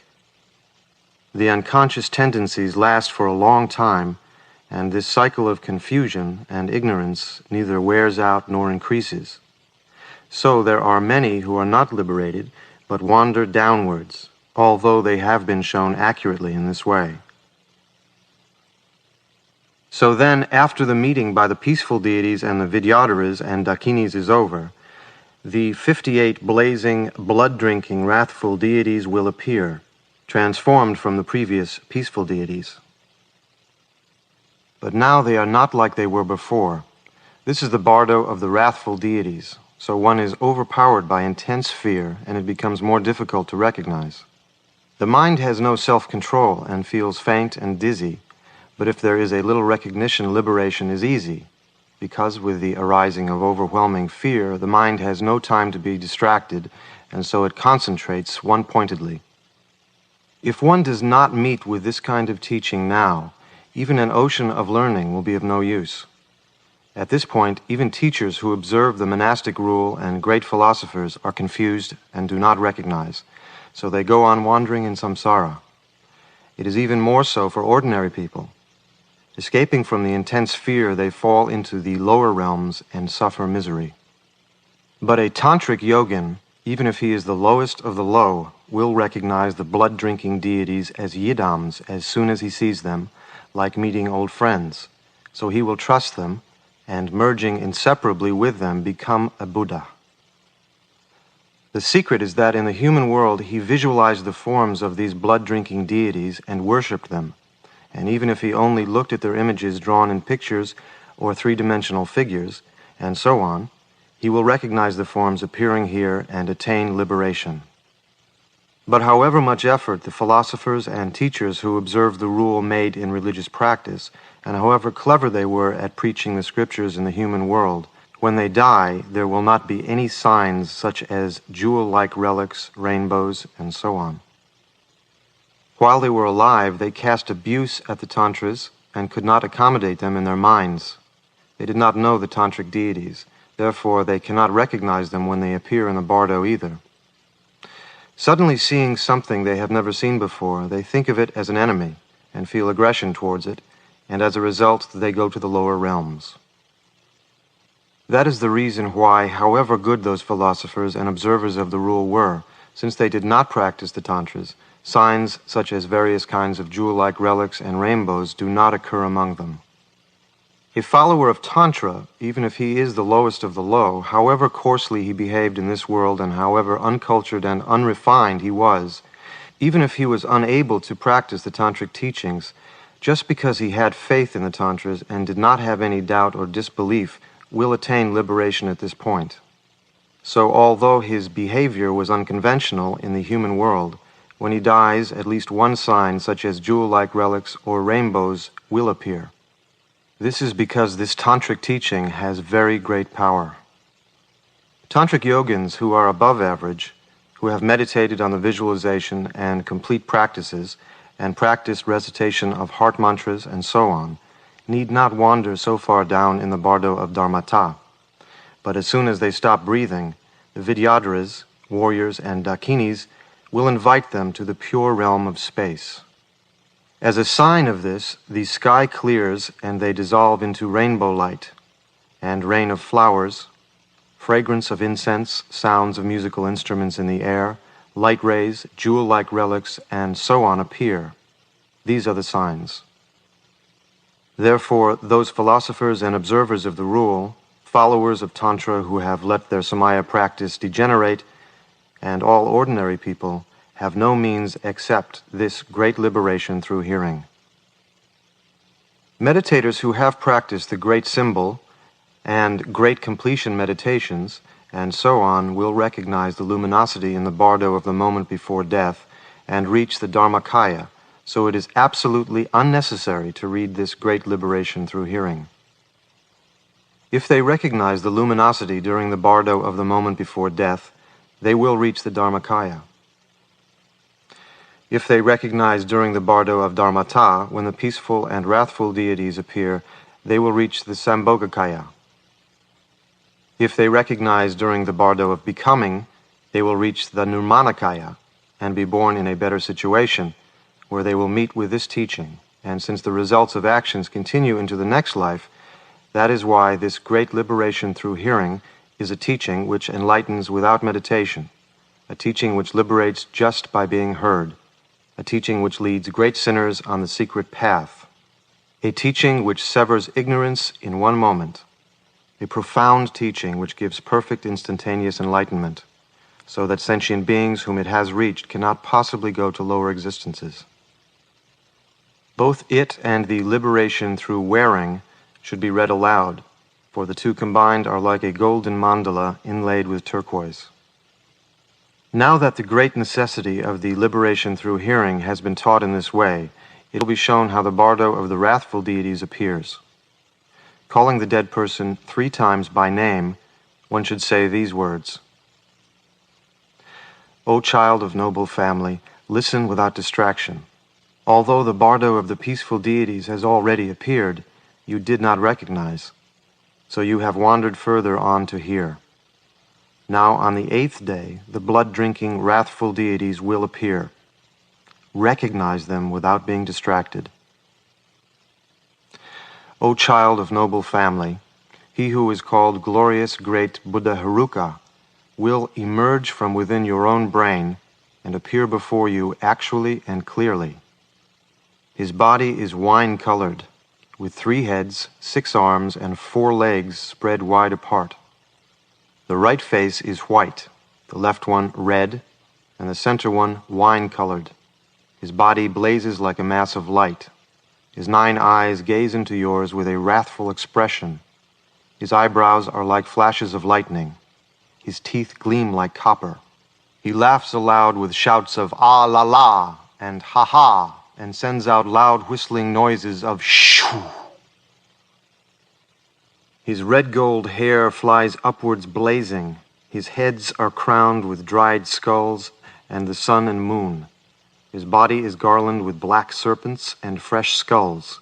His 6 hands hold a wheel in the first hand on the right, an axe in the middle, and a sword in the last, a bell in the first on the left, a plowshare in the middle, and a skull cap in the last. His consort Buddha, Krodishvari, embraces his body, with her right hand clasped around his neck and her left hand holding a skull full of blood to his mouth. He sends out loud palatal sounds and roaring sounds of thunder.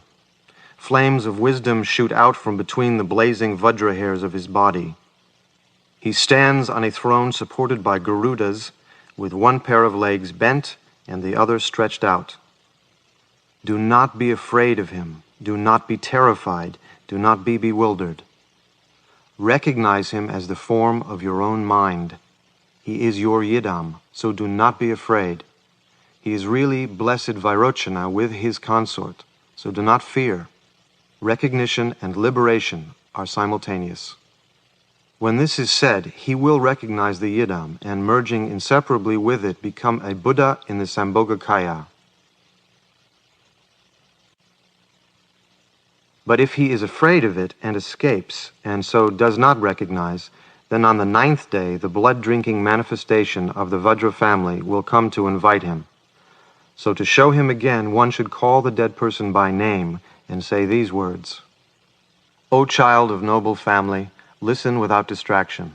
On the 9th day, the blood-drinking manifestation of the Vajra family, called Blessed Vajra Haruka, will emerge from the eastern quarter of your brain and appear before you. His body is dark blue in color, with 3 heads, 6 arms, and 4 legs spread wide apart. The right face is white, the left one red, and the center one blue.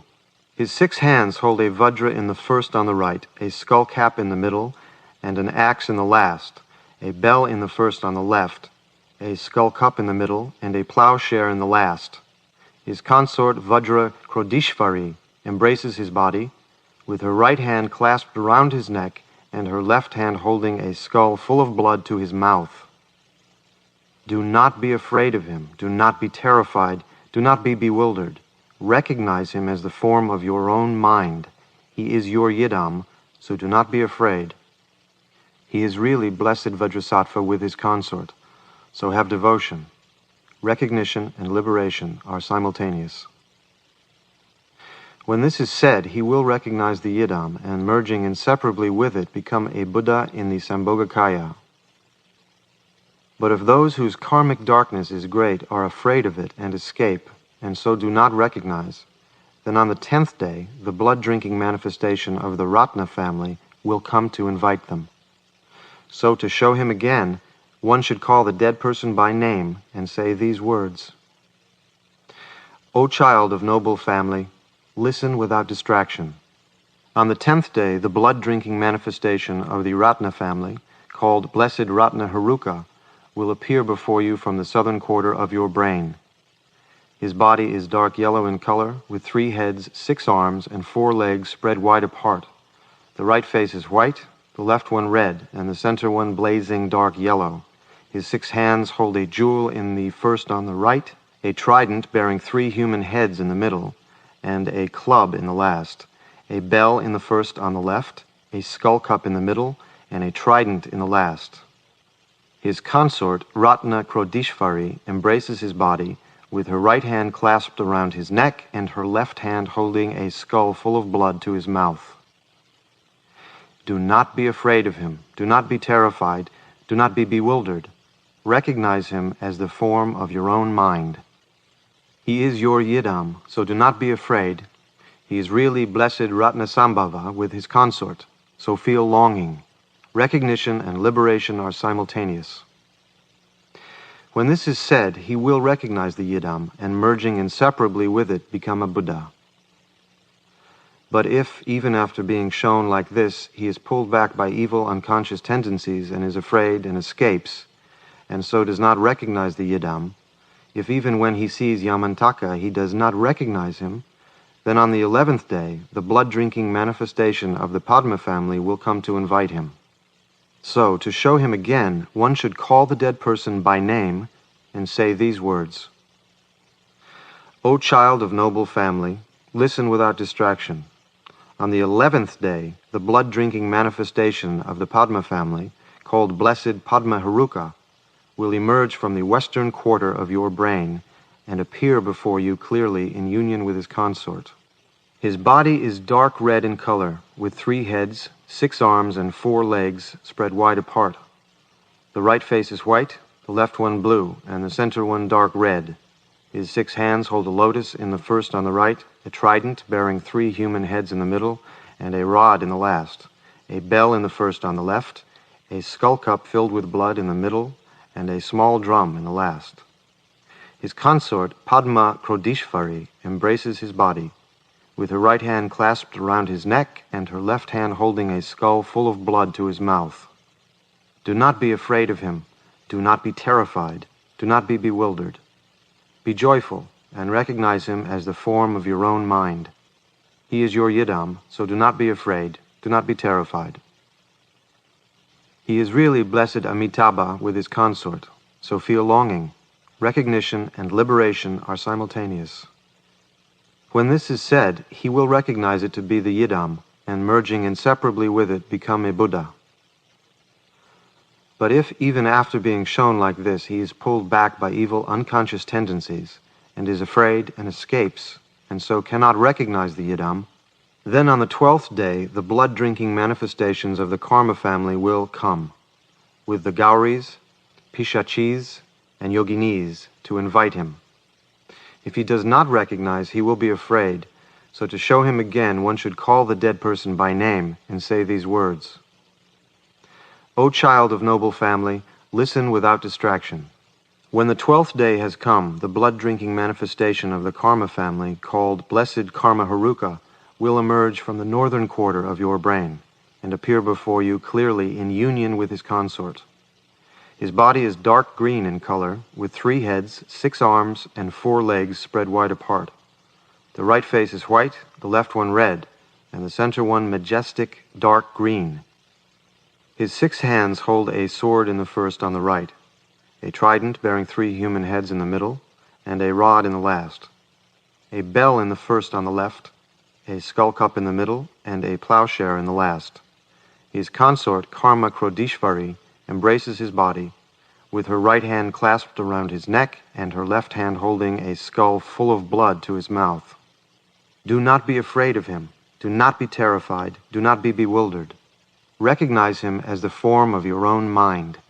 He is your Yidam, so do not be afraid. He is really blessed Amoghasiddhi with his consort, so feel intense devotion. Recognition and liberation are simultaneous. When this is said, he will recognize the Yidam, and merging inseparably with it, become a Buddha. Through the instructions of his guru, he will recognize them as his own projections, the play of the mind, and he will be liberated. It is just like seeing a stuffed lion, for instance. He feels very frightened if he does not know that it is really only a stuffed lion, but if someone shows him what it is, he is astonished and no longer afraid. So here too he feels terrified and bewildered when the blood-drinking deities appear with their huge bodies and thick limbs, filling the whole of space. But as soon as he is shown, he recognizes them as his own projections, or as Yidams, the luminosity on which he has meditated before, and the self-existing luminosity which arises later, mother and son, merge together, and like meeting a man he used to know very well, the self-liberating luminosity of his own mind spontaneously arises before him, and he is self-liberated. If he does not receive this showing, even a good person can turn back from here and wander in samsara. Then the 8 wrathful Gauris and the Pishachis with various heads will emerge from within his own brain and appear before him. So to show him again, one should call the dead person by name and say these words: O child of noble family, listen without distraction. The 8 Gauris will emerge from within your own brain and appear before you. Do not be afraid of them. From the eastern quarter of your brain, white Gauri will appear to you, holding a corpse as a club in her right hand and a skull cup filled with blood in her left hand. Do not be afraid. From the south, yellow Gauri, shooting an arrow from a bow. From the west, red Pramoha, holding a sea monster banner. From the north, black Vetali, holding a vajra and a skull cup filled with blood. From the southeast, orange Pukasi, holding entrails in her right hand and eating them with her left.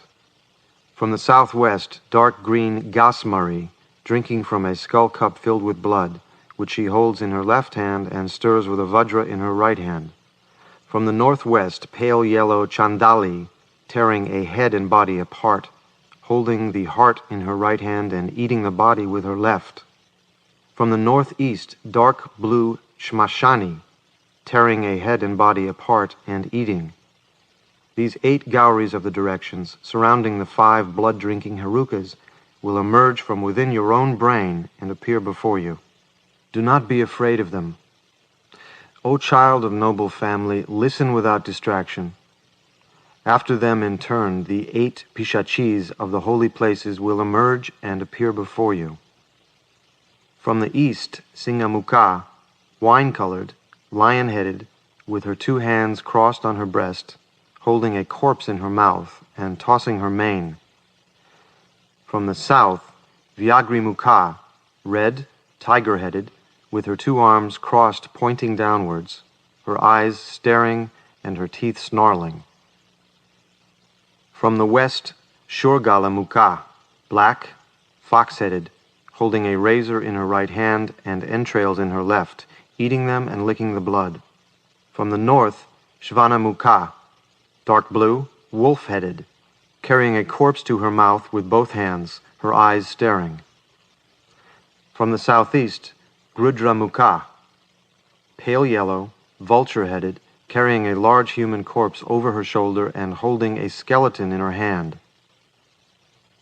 From the southwest, Kankamukha, dark red, hawk-headed, carrying a large flayed skin over her shoulder. From the northwest, Kakamukha, black, raven-headed, holding a skull cup in her left hand and a sword in her right, and eating a heart and lungs.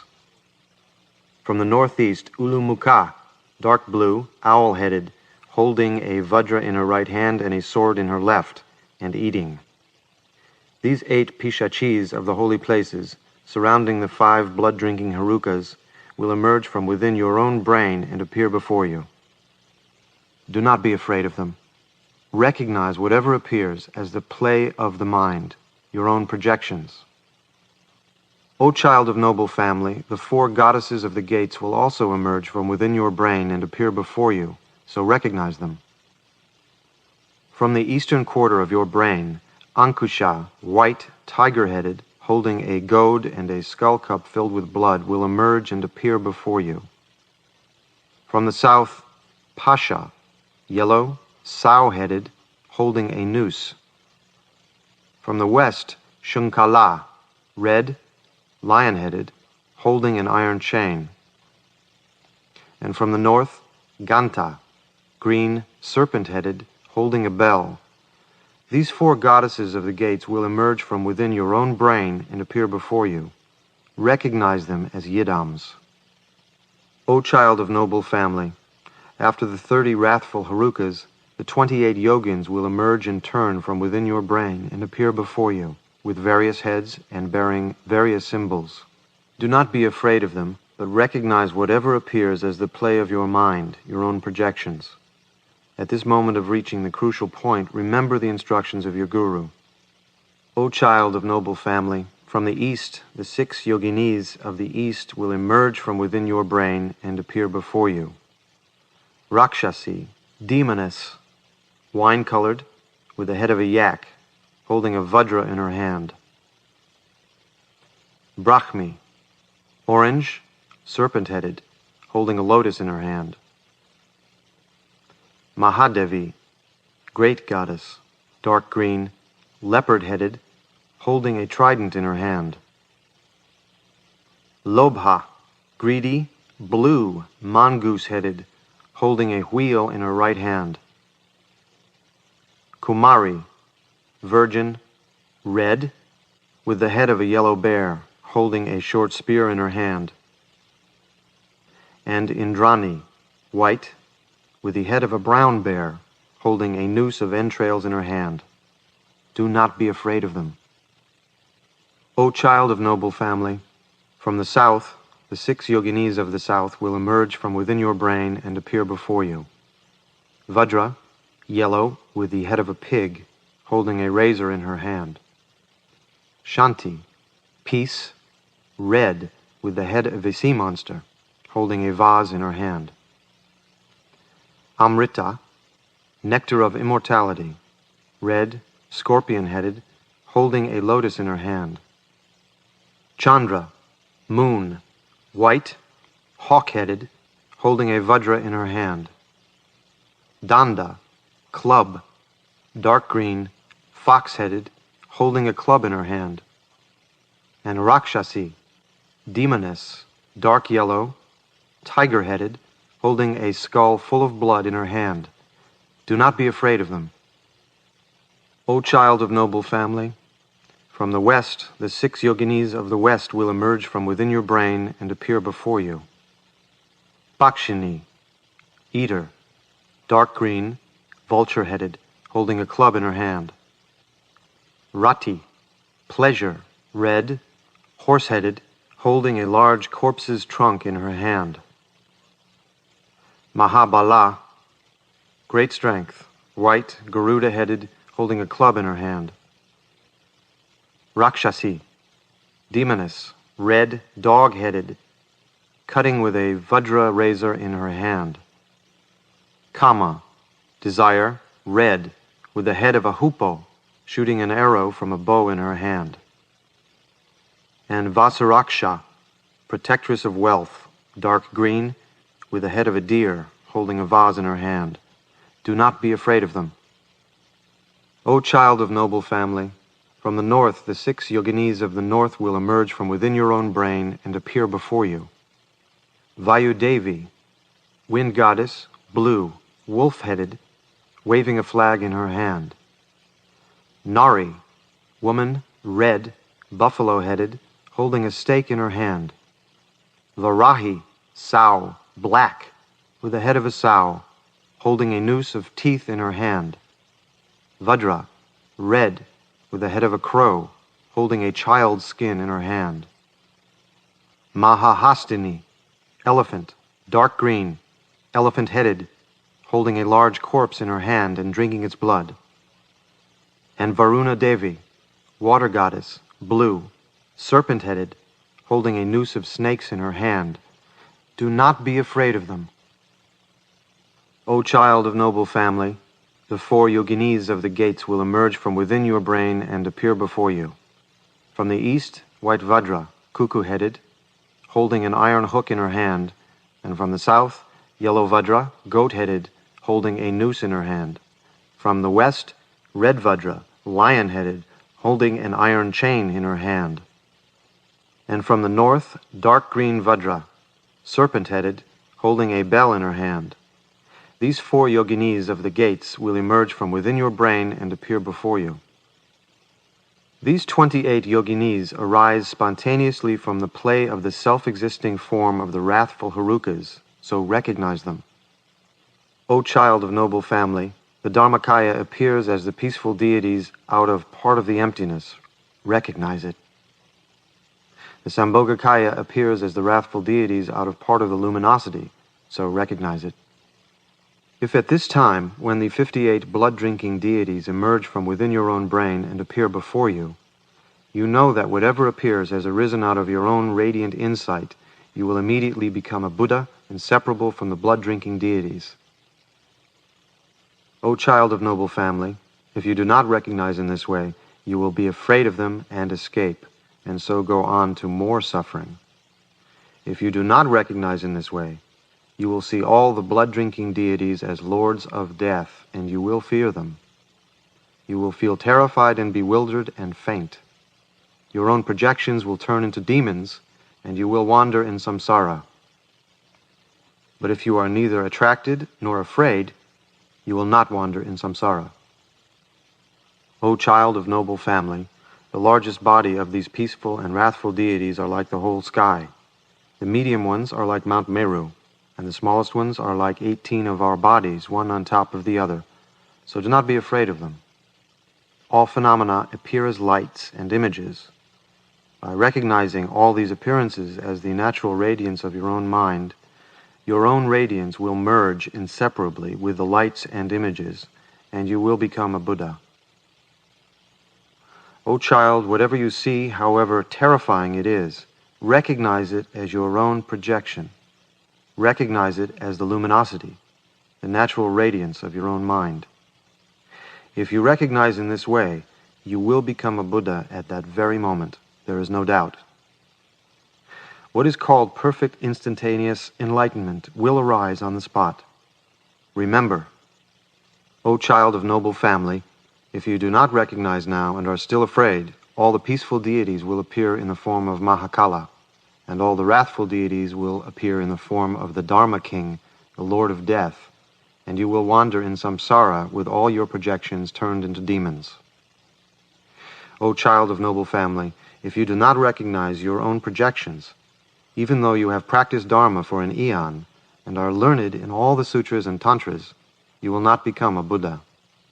But if you recognize your projections, with one secret and one word, you will become a Buddha. If you do not recognize your projections, they will appear in the form of the Dharma King, the Lord of Death, in the bardo of Dharmata, as soon as you are dead. The largest bodies of the Lords of Death fill the whole sky, and the medium ones are like Mount Meru. They will come filling the whole universe.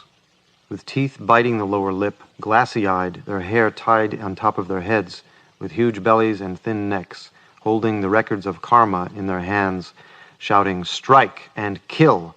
licking up brains, tearing heads from bodies, pulling out internal organs.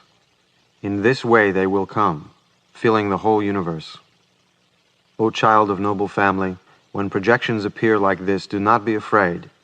You have a mental body of unconscious tendencies, so even if you are killed and cut into pieces, you cannot die. You are really the natural form of emptiness, so there is no need to fear. The Lords of Death, too, arise out of your own radiant mind. They have no solid substance.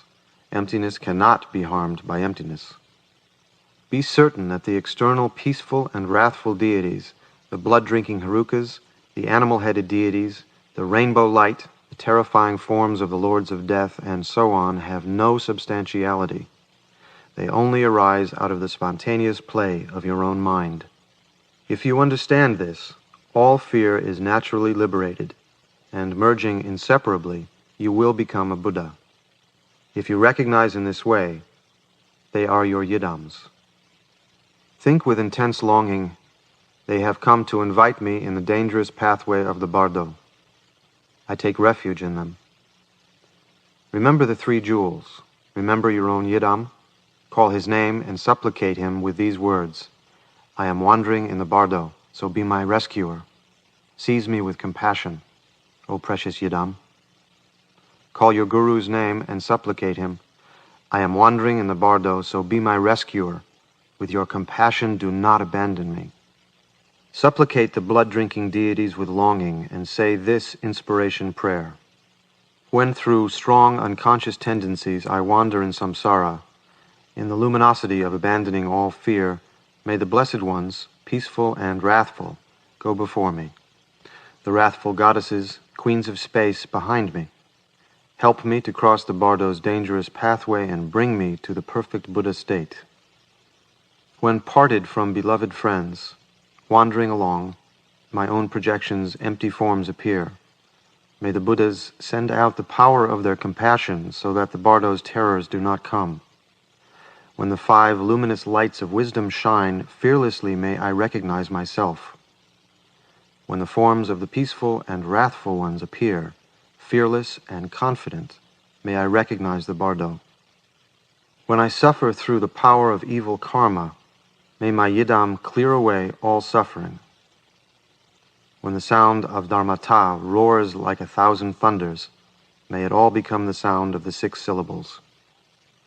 When I follow my karma without a refuge, may the Lord of great compassion be my refuge. When I suffer the karma of unconscious tendencies, may the samadhi of bliss and luminosity arise. May the 5 elements not rise up as enemies. May I see the realms of the 5 Buddhas.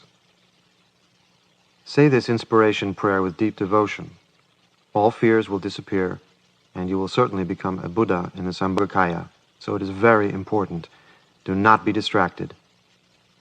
These words should be repeated 3 or up to 7 times. However great the sins and however bad the remaining karma may be, it is impossible not to be liberated. But if whatever is done for them they do not recognize, then they have to wander in the 3rd bardo, the bardo of becoming. So its showing will be taught in detail below. Most people, whether they were much or little adept in meditation, are very confused by fear during the bardo of the moment before death, and so they have no means except this liberation through hearing. To those who have meditated a lot, the bardo of dharmata comes suddenly when their mind and body separate.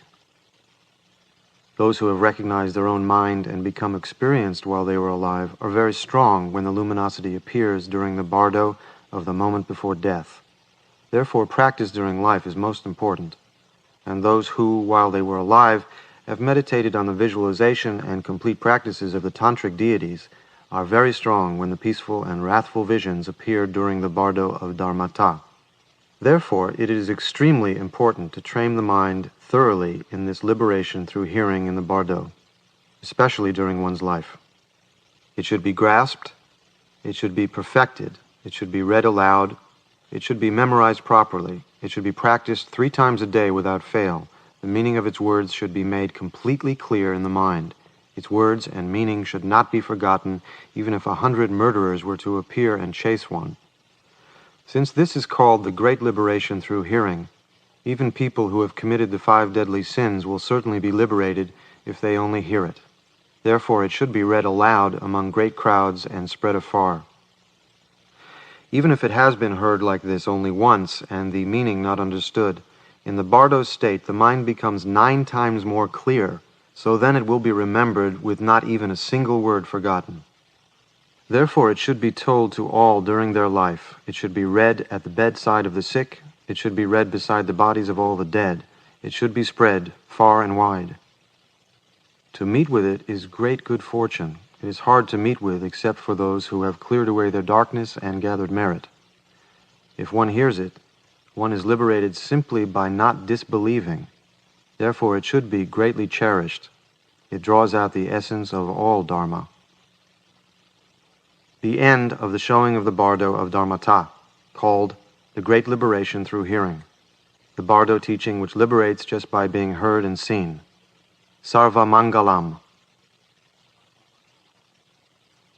Respectful homage to the deities, gurus, yidams, and dakinis. May they cause liberation in the bardo. In the Great Liberation Through Hearing, the bardo of dharmata has been taught above. Now comes the remainder of the bardo of becoming. Although the bardo of dharmata has been shown many times before this, apart from those who were adept in meditation on dharma and have good karmic results, because of fear and bad karma, recognition is difficult for those who were not adept or who were very wicked.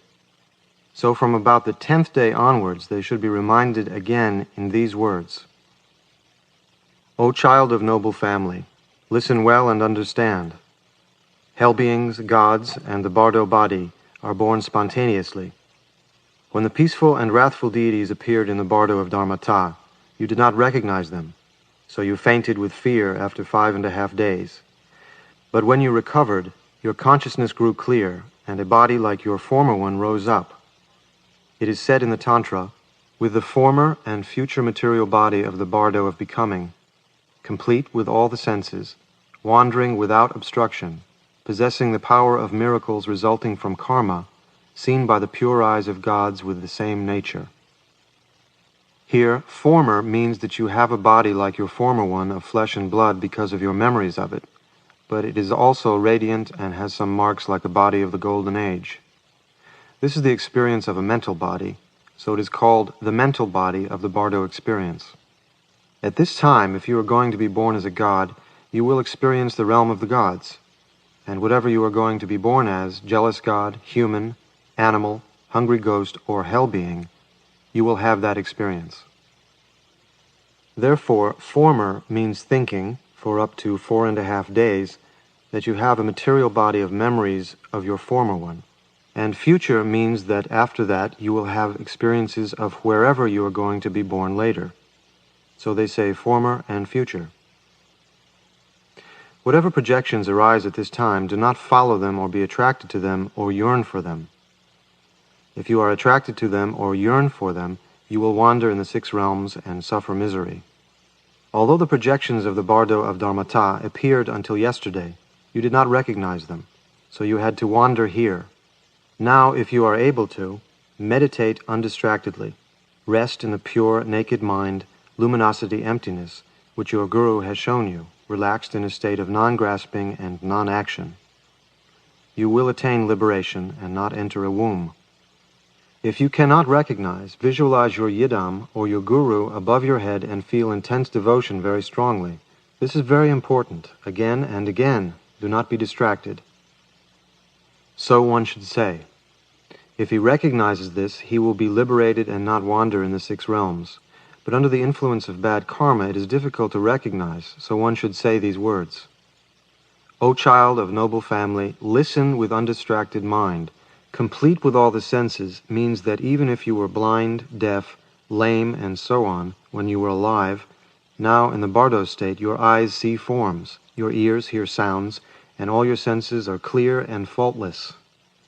So it is said, complete with all the senses. This is a sign that you have died and are wandering in the bardo state, so recognize, remember the instruction. O child of noble family, without obstruction means that as you are a mental body and your mind is separated from its support, you have no material body. So now you can pass back and forth even through Mount Meru, the king of mountains, or anywhere except your mother's womb and the Vajra seat. This is a sign that you are wandering in the bardo of becoming, so remember your Guru's teaching and supplicate the Lord of great compassion. O child of noble family, possessing the power of miracles resulting from karma means that you now have miraculous powers resulting from the force of karma in accordance with your actions, not those which come from meditation or virtues. You can circle the 4 continents and Mount Meru in an instant and arrive anywhere you want instantaneously as soon as you think of it, or in the time it takes a man to stretch out and draw back his hand. But these various powers are unsuitable. Do not think about them. Now you have the ability to display them without hindrance. You can perform everything you think of, and there is no action you cannot do, so recognize and supplicate your Guru. O child of noble family, seen by the pure eyes of gods with the same nature, means that those who are going to be born with the same nature will see one another in the bardo state. So those who are going to be born as gods see each other. In the same way, whichever of the 6 realms they are going to be born in, those of the same nature will see each other. Do not yearn for them, but meditate on the Lord of great compassion. Seen by the pure eyes of gods also means seen by the pure divine eye of meditation in real samadhi, and not only that which comes from the merit of the gods. But they do not always see. If they concentrate on seeing, they will see, but if not, or if their meditation is disturbed, they do not see. O child of noble family, with a body like this, you will see your home and family as though you were meeting them in a dream. But although you speak to them, you will get no reply, and you will see your relatives and family weeping. So you will think, I am dead, what shall I do? And you will feel intense pain, like the pain of a fish rolling in hot sand. But now suffering is no use. If you have a guru, supplicate him, or supplicate the Yidam, the Lord of Great Compassion. Even though you are attached to your relatives, it is of no use, so do not be attached. Supplicate the Lord of Great Compassion, and there will be no suffering or fear. O child of noble family, blown by the moving winds of karma, your mind, without support, helplessly rides the horse of wind like a feather, swaying and swinging. You will say to the mourners, I am here, do not weep.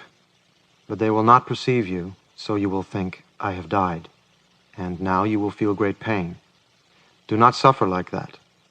All the time there will be a gray haze like the gray light of an autumn dawn, neither day nor night. This kind of bardo state will last for 1, 2, 3, 4, 5, 6, or 7 weeks, up to 49 days. It is said that the suffering in the bardo of becoming generally lasts for 21 days, but this is not quite certain because of the influence of karma. O child of noble family, at this time the great tornado of karma, terrifying, unbearable, whirling fiercely, will drive you from behind.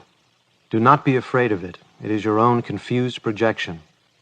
Dense darkness, terrifying and unbearable, will go before you, with terrible cries of strike and kill. Do not be afraid of them.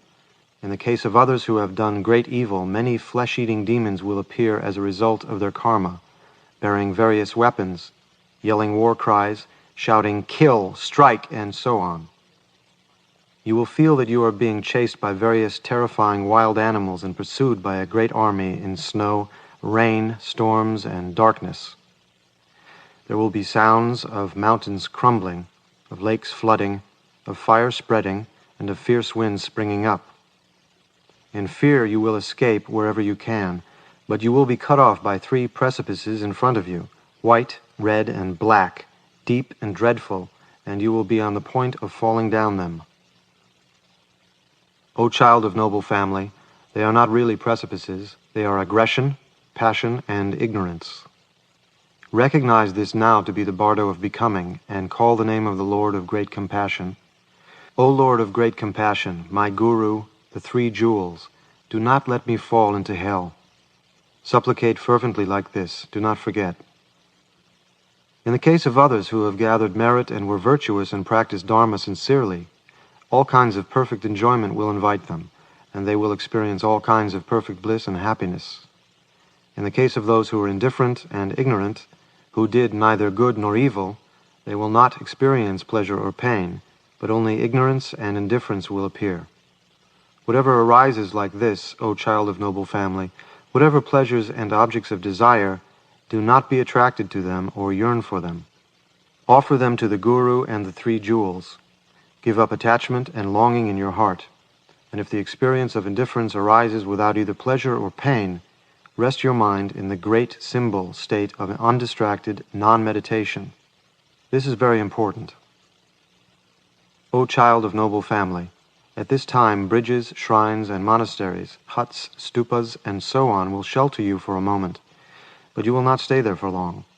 Since your mind is separated from your body, you cannot settle down. You feel angry and cold, and consciousness becomes airy, speeding, swaying, and impermanent. Then you will think, alas, I am dead. What shall I do now? And thinking this, your heart will suddenly grow empty and cold, and you will feel intense and boundless pain. Since you must move on without settling in any one place, do not occupy yourself with all kinds of thoughts, but rest your mind in its basic state. The time comes when you have no food except that which has been dedicated for you to eat, and there is no certainty of friends. These are signs of the mental body wandering in the bardo of becoming. At this moment, pleasure and pain are determined by your karma. You will see your homeland, friends, and relatives, and your own corpse, and you will think, now I am dead, so what should I do? The mental body will be in extreme pain, so you will think, now why not find a body? And you will experience going everywhere to look for a body. Even if you enter your own corpse up to 9 times, winter will have frozen it, or summer made it rot, or else your relatives will have burned it or buried it in a grave, or given it to the birds and wild animals. For a long time has passed in the bardo of Dharmata, so you will find nowhere to enter. You will be in great despair, and have the feeling of being squeezed in between all the rocks and stones. Suffering like this is the bardo of becoming. Even if you look for a body, there is nothing but suffering. So cut off your yearning for a body and rest in the state of non-action, undistracted. By being shown in this way, liberation from the bardo is attained. But if, in spite of being shown like this, it is impossible to recognize because of the power of bad karma, one should call the dead person by name and say these words. O child of noble family, listen. It is your own karma that you are suffering like this, so you cannot blame anyone else. It is your own karma, so now supplicate the 3 jewels fervently.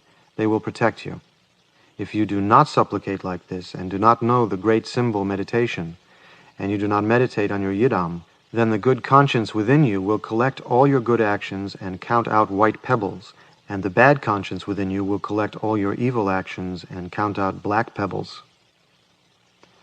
At this time you will be very frightened and terrified, and you will tremble and lie, saying, I have not sinned. Then the Lord of Death will say, I will look in the mirror of karma. And when he looks in the mirror, all your sins and virtues will suddenly appear in it clearly and distinctly. So although you have lied, it is of no use. Then the Lord of Death will drag you by a rope tied round your neck and cut off your head, tear out your heart, pull out your entrails, lick your brains, drink your blood, eat your flesh, and gnaw your bones. But you cannot die, so even though your body is cut into pieces, you will recover. Being cut again and again causes extreme pain, so do not be afraid when the white pebbles are being counted. Do not lie, and do not fear the Lord of Death. Since you are a mental body, you cannot die even if you are killed and cut up. The Lords of Death are the natural form of emptiness, your own confused projections, and you are emptiness, a mental body of unconscious tendencies. Emptiness cannot harm emptiness. The uncharacterized cannot harm the uncharacterized. External Lords of Death, gods, evil spirits, the bull-headed demon, and so on, have no reality apart from your own confused projections, so recognize this. At this moment, recognize everything as the bardo. Meditate on the samadhi of the great symbol. If you do not know how to meditate, look closely at the nature of what makes you afraid, and you will see emptiness which has no nature whatever. This is called the Dharmakaya. But this emptiness is not negation. Its nature is frightening. Mind with great awareness and clarity. This is the mind of Sambhogakaya. The emptiness and the luminosity are not 2 separate things, but the nature of emptiness is luminosity, and the nature of luminosity is emptiness. Now the indivisible emptiness luminosity, the naked mind, is stripped bare and dwells in its uncreated state. This is the Svabhavikakaya. Its own natural energy arises everywhere without obstruction. This is the compassionate Nirmanakaya. O child of noble family, see in this way without distraction. As soon as you recognize, you will attain complete enlightenment in the 4 kayas. Do not be distracted. This is the dividing line where Buddhas and sentient beings are separated. It is said of this moment, in an instant they are separated. In an instant, complete enlightenment. Until yesterday you were distracted, so although so much of the bardo state has appeared, you have not recognized, and you have so much fear. If you are distracted now, the rope of compassion will be cut off and you will go to a place where there is no liberation. So be careful. By being shown like this, even though he did not recognize before, he will recognize here and attain liberation. If he is a layman who does not know how to meditate like this, one should say these words. O child of noble family, if you do not know how to meditate like this, remember the Buddha, the Dharma, and the Sangha, and the Lord of great compassion, and supplicate them. Meditate on all the terrifying projections as the Lord of great compassion, or as your yidam. Remember your guru, and the secret transmission name you had in the human world, and tell it to the Dharma King, the Lord of Death. Even if you fall down the precipice, you will not be hurt, so give up fear and terror. By being shown in these words, even though he was not liberated before, he will be liberated here.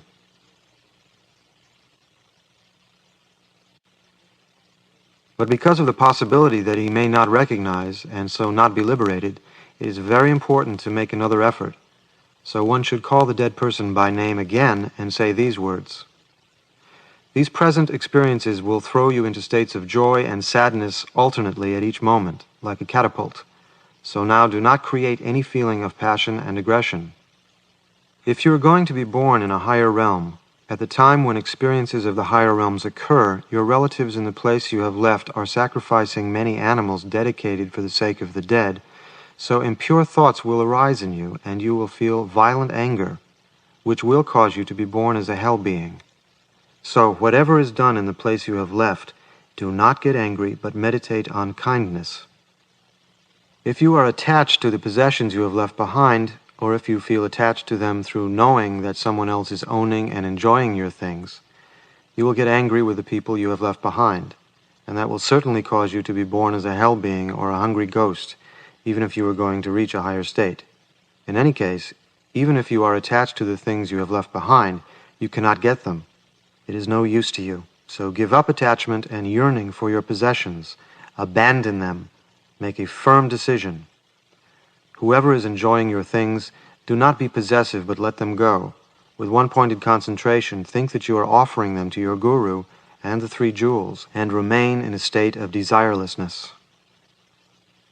When the Kankani ritual for the dead is recited for you, and the purification from the lower realms, and so on, are performed for your sake, with the subtle supernatural perception resulting from your karma, you will see them being done impurely, sleepily, inattentively, and so on, with careless behavior without observance of the Samaya vows, and you will be aware of lack of faith and feelings of disbelief, sinful actions through fear, and impurities in the rituals, and so you will think, alas, they are deceiving me, surely they are deceiving me.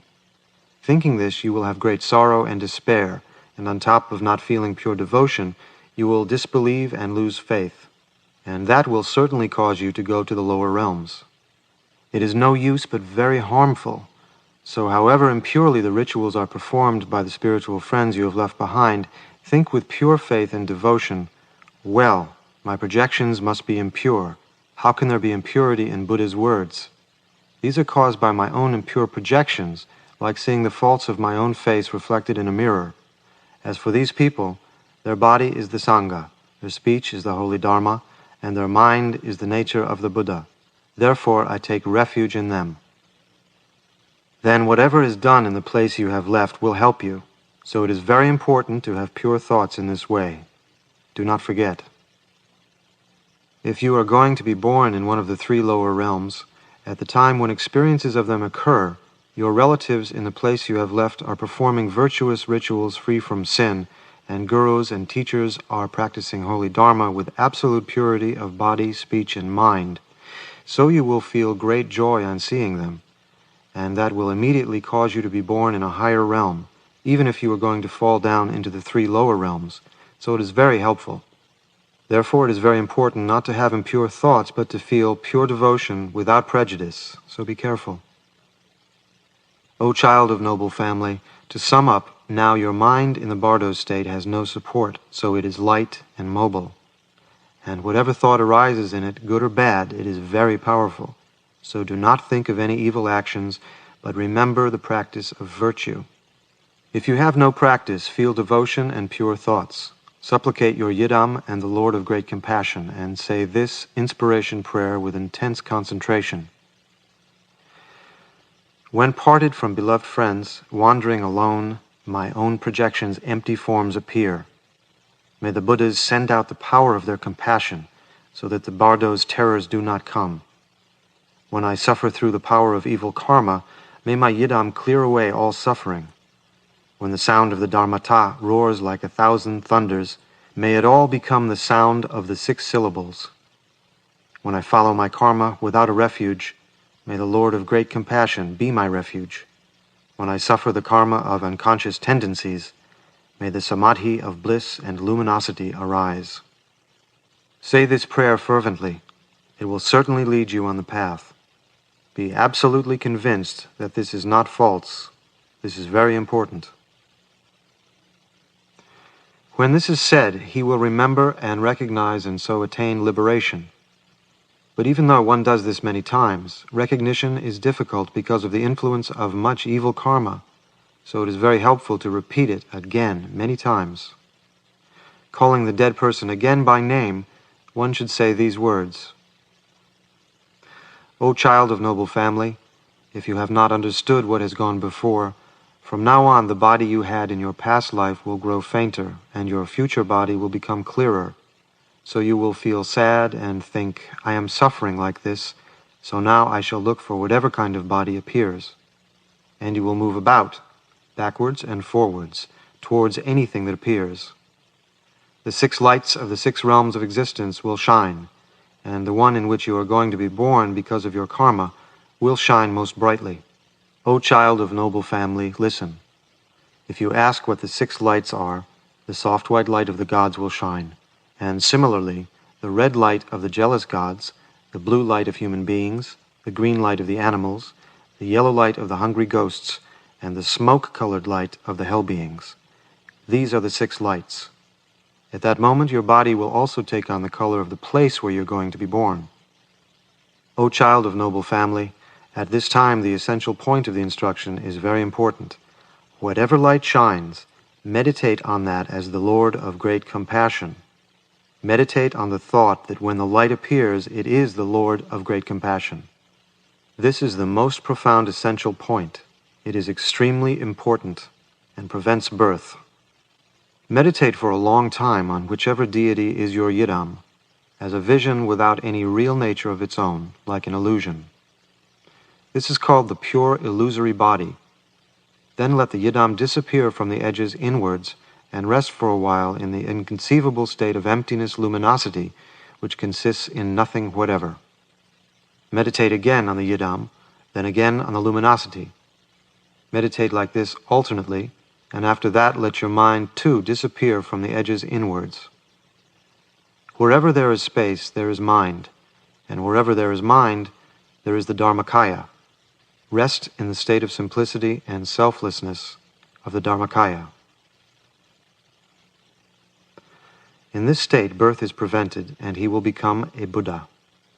But those whose practice was poor, and who were not adept in meditation, will not understand, and still confused will wander to the entrance of a womb. So the instructions for closing the womb entrance are very important. One should call the dead person by name and say these words: O child of noble family, if you have not recognized what has gone before, now you will feel that you are moving upwards or across or downwards by the force of karma. So at this moment, meditate on the Lord of great compassion. Remember. Then you will have the experience, like that which was described before, of whirlwinds, snowstorms, and hailstorms, darkness closing around, and many men chasing you, and you will escape from them. Those without merit will feel that they are escaping to a place of suffering, but those with merit will feel that they are arriving in a place of joy. At this time, O child of noble family, all the signs of the country and place where you are going to be born will appear. So now listen without distraction, for there are many very profound essential points of instruction. Although you have not understood these secrets of recognition before, even one whose practice was very poor will get the point here, so listen. At this time, it is very important to take great care with the method of closing the entrance of the womb. There are 2 methods: stopping the person who is entering, and closing the womb entrance which is being entered. This is the instruction for stopping the person who is entering. O child of noble family, clearly visualize whichever deity is your yidam as a vision with no real nature of its own, like an illusion or the moon in water. If you have no specific yidam, it is the Lord of great compassion himself. Visualize him vividly. Then let the yidam disappear from the edges inwards and meditate on the luminosity emptiness without any object of thought. This is the profound secret. It is said that by means of it the womb is not entered. So meditate in this way. But if this does not stop you and you are just about to enter a womb, there are profound instructions for closing the womb entrance, which is about to be entered, so listen. Repeat after me these words from the main verses of the Bardo. Now, when the Bardo of becoming dawns upon me, I will concentrate my mind one-pointedly and strive to prolong the results of good karma. Close the womb entrance and think of resistance. This is the time when perseverance and pure thought are needed. Abandon jealousy and meditate on the Guru with his consort. Say these words clearly aloud and arouse your memory. It is very important to meditate on their meaning and to put it into practice. This is the meaning. Now, when the bardo of becoming dawns upon me, means that now you are wandering in the bardo of becoming. As signs of this, if you look into the water, you will not see your reflection, and your body has no shadow. Now there is no material body of flesh and blood, but these are signs of the mental body wandering in the bardo of becoming. So now you must concentrate your mind one-pointedly without distraction. Just now, that one-pointed concentration is the most important thing. It is like controlling a horse with a bridle. Whatever you concentrate on will come about. So do not think of evil actions, but remember the Dharma, the teachings, the transmissions, and the authorizations for texts such as this liberation through hearing, which you received in the human world, and strive to prolong the results of good karma. It is very important. Do not forget. Do not be distracted. Now is the time which is the dividing line between going up and going down.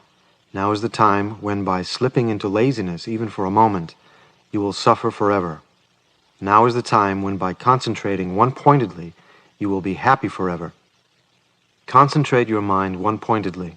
Strive to prolong the results of good karma. Now the time has come to close the womb entrance. It is said, close the womb entrance and think of resistance. This is the time when perseverance and pure thought are needed. Now that time has come. First, the womb entrance should be closed, and there are 5 methods of closing it, so understand them well. O child of noble family, at this time projections of men and women making love will appear. When you see them, do not enter in between them, but remember and meditate on the man and woman as the Guru and his consort. Mentally prostrate yourself and make offerings with deep devotion, and ask for teachings. As soon as you concentrate intensely on this thought, the womb entrance will certainly be closed. But if this does not close it, and you are just about to enter a womb, meditate on the Guru and his consort as your own Yidam, or the Lord of Great Compassion, with his consort, and mentally make an offering to them.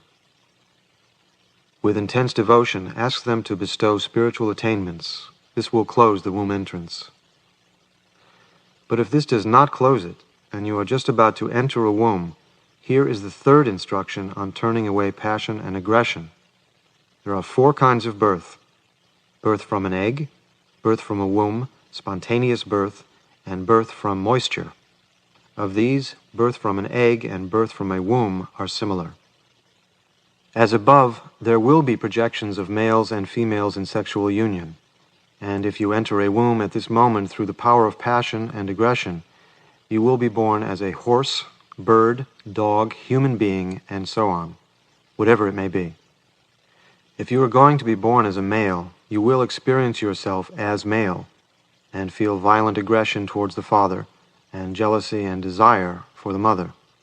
If you are going to be born as a female, you will experience yourself as female, and feel intense envy and jealousy of the mother, and intense desire and passion for the father. This will cause you to enter the path leading to the womb, and you will experience self-existing bliss in the midst of the meeting of the sperm and ovum. From that blissful state you will lose consciousness, and the embryo will grow round and oblong and so on, until the body matures and comes out from the mother's womb. You will open your eyes, and you have turned into a puppy. From first being a man, you have now become a dog, so you will suffer in a dog kennel, or similarly in a pigsty, or an anthill, or a wormhole, or else you may be born as a young bull, or goat, or lamb, and so on. There is no returning here. You will endure all kinds of suffering from a state of great stupidity and ignorance. Circling like this around the 6 realms of existence of hell beings, hungry ghosts, and so on, you will be tormented by boundless suffering. There is nothing more powerful or terrifying than this. Alas, alas, Those who do not have a guru's sacred teachings will fall down the great precipice of samsara in this manner and endure endless, unbearable suffering. So therefore listen to my words and understand this instruction of mine. Now the instruction for closing the womb entrance by turning away passion and aggression is given. Listen and understand. It is said, close the womb entrance and think of resistance. This is the time when perseverance and pure thought are needed. Abandon jealousy and meditate on the Guru with his consort. As above, you will have feelings of jealousy. If you are going to be born as a male, you will love the mother and hate the father. And if you are going to be born as a female, you will love the father and hate the mother. So at this time there is a profound instruction. O child of noble family, when passion and aggression arise like this, meditate in this way. Alas, I am a being with such evil karma that I have been wandering like this in samsara until now, through clinging to passion and aggression. If I go on feeling passion and aggression like this, I shall wander in samsara endlessly and sink into the depths of the ocean of suffering for a long time. So now I will feel no passion or aggression at all. Alas, now I will never again feel passion and aggression. By concentrating your mind intensely and one-pointedly on this thought, that itself will close the womb entrance, so the Tantras say. O child of noble family, do not be distracted. Concentrate your mind one-pointedly. But if, even after doing this, the womb entrance is not closed, and you are about to enter a womb, then it should be closed by the instruction of the unreal and illusory nature of everything. Meditate in this way. Alas, the father and mother, the great storm, the whirlwind, the thunder, the terrifying projections, and all these apparent phenomena are illusory in their real nature. However they appear, they are not real. All substances are false and untrue. They are like a mirage. They are not permanent. They are not changeless. What is the use of desire? What is the use of fear? It is regarding the non-existent as existent. All these are projections of my mind, and since the mind itself is illusory and non-existent from the beginning, from where externally do they arise like this? I did not understand in this way before, and so I believed the non-existent to exist, the untrue to be true, the illusion to be real.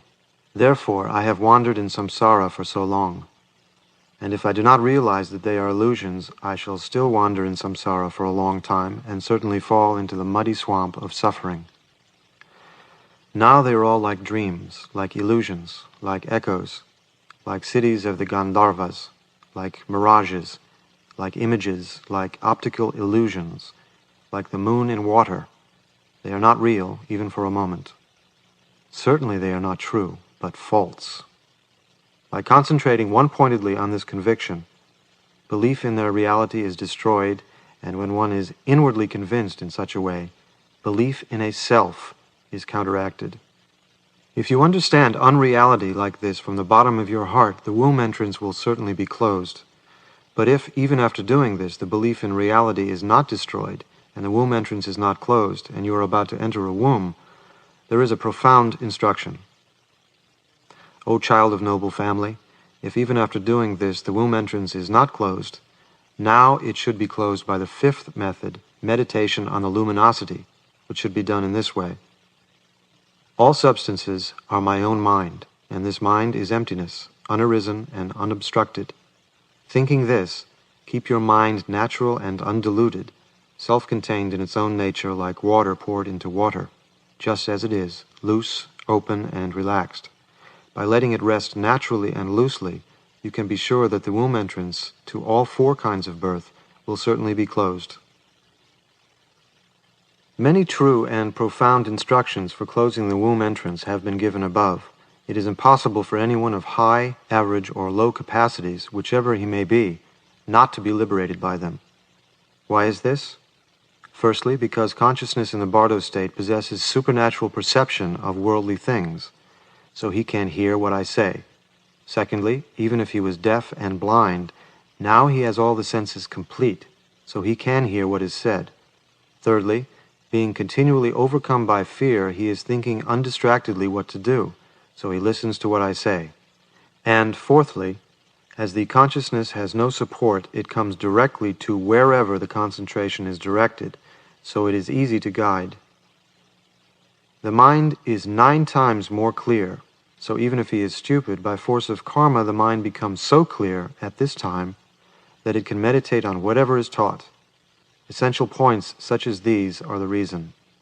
For the same reason, it is also helpful to perform the rituals for the dead. Therefore, it is very important to persevere in reading this great liberation through hearing for up to 9 days. Even if he is not liberated at one showing, he will attain liberation at another. That is the reason why not one, but many showings are necessary. Even then, there are many kinds of people who are not used to doing good actions, but were extremely skilled in doing evil actions right from the start, and through the influence of many powerful veils of error are not liberated, in spite of being shown and given these objects of meditation so many times above. So now, if the womb entrance has not been closed before, a profound instruction for choosing the womb entrance will be taught below. One should call on the Buddhas and Bodhisattvas for help and repeat the refuge, then call the dead person by name 3 times and say these words. O child of noble family who is dead, listen. Although you have been shown with the instructions above so many times, you have not understood. So now, if the womb entrance has not been closed, the time has come to take a body. There are not one but many true and profound instructions for you to choose a womb entrance, so understand and do not be distracted. Listen well with intense concentration and understand. O child of noble family, now the signs and characteristics of the continent where you are going to be born will appear, so recognize them. Examine where you are going to be born and choose the continent. If you are going to be born in the eastern continent, noble body, you will see a lake adorned with geese and ganders. Think of resistance and do not go there. Although it is full of happiness, it is a place where Dharma does not flourish, so do not enter it. If you are going to be born in the southern continent, Rose Apple Island, you will see luxurious, beautiful dwellings. You should enter it if you can. If you are going to be born in the western continent, enjoyment of wish-fulfilling cows, you will see a lake adorned with horses and mares. Do not go there, but come back here. Although it has great pleasures, it is a place where Dharma does not flourish, so do not enter it. If you are going to be born in the northern continent, Unpleasant Sound, you will see a lake adorned with cattle or with trees. Recognize them as signs of taking birth and do not enter there. Although it has long life and merits, Dharma does not flourish there, so do not enter. If you are going to be born as a god, you will see beautiful, many-storied temples made of various jewels. If you are fit to enter there, you should enter. If you are going to be born as a jealous god, you will see beautiful groves, or what seem to be revolving wheels of fire. Do not enter there at all, but think of resistance. If you are going to be born as an animal, you will see, as through a mist, rock caves and holes in the ground and straw huts. Do not enter there. If you are going to be born as a hungry ghost, you will see tree stumps and black shapes sticking up, shallow caves and black patches. If you go there, you will be born as a hungry ghost and experience all kinds of suffering through hunger and thirst. So do not go there at all, but think of resistance and persevere strongly. If you are going to be born as a hell being, you will hear songs sung by those of evil karma, or you will have to enter helplessly, or you will feel that you have gone into a dark land with black and red houses, black pits and black roads. If you go there, you will enter hell and experience unbearable suffering through heat and cold from which you will never get out. So do not go into its midst. Do not enter at all, but be careful. It is said, close the womb entrance and think of resistance. This is needed now. O child of noble family, even though you wish not to go, you have no power of your own. You are helplessly compelled to go. From behind, the avengers of karma pursue you, and in front, avengers and murderers drag you along. Darkness, hurricanes, violent storms, noises, Snow and rain, fierce hailstorms and snowstorms will whirl you around, and you will escape from them. Then in escaping you will look for a refuge, and you will find safety in the luxurious houses described before, or in rock shelters or holes in the ground, between trees, or in the round cavities of lotus flowers and so on. Hidden there, you will be afraid to come out, and you will think, I cannot go out of here now. And through fear of leaving, you will become very attached to that place. You are afraid of meeting those terrors of the bardo if you go outside. You feel extreme fear of them. And so you hide inside and take a body, however bad it may be, and will experience all kinds of suffering. That is a sign that demons and evil forces are obstructing you now, and at this time there is a profound instruction, so listen and understand. At this time of terror, when you are helplessly pursued by the avengers, you should immediately visualize with your whole mind the blessed supreme Haruka, or Hayagriva, or Vajrapani, or your Yidam, if you have one, with a huge body and thick limbs, standing in a terrifying attitude of wrath which crushes all evil forces into dust. Separated from the avengers by his blessing and compassion, you will have the power to choose the entrance of a womb.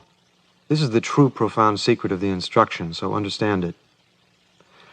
O child of noble family, the gods of meditation and so on are born through the power of samadhi. A large class of evil spirits, such as hungry ghosts and so on, have changed their attitude while in the bardo state. Then they are able to appear in various illusory forms of hungry ghosts and demons, and are transformed into that mental body itself. The hungry ghosts who dwell in the depths of the sea, and the hungry ghosts who fly through space, and all the 80,000 classes of negative forces and so on, have taken on that mental body by changing their attitude. At this time, the best thing is to contemplate the great symbol of emptiness. But if you cannot do that, then take part in the play of illusion. If you cannot do that either, at least do not be attached to anything, but meditate on the Yidam, the Lord of great compassion, and you will become a Sambhogakaya Buddha in the bardo state. O child of noble family, if you have to enter a womb in this way through force of karma, the instruction for choosing the entrance to a womb will now be taught. Listen. Do not go into whatever womb entrance appears. If the avengers come and you cannot avoid entering, meditate on Hayagriva. Since you now possess subtle supernatural perception, you will know all the places in turn, so make a choice. There are two instructions, for transference to a pure Buddha realm and for choosing an impure samsaric womb entrance, so act in this way. Transference to the pure realm of space, of purified faculties, is directed like this. Ah, how sad it is that I still remain in this muddy swamp of samsara even now, after such a long time of countless ages without beginning or end, and while so many others have already become Buddhas, I have not been liberated.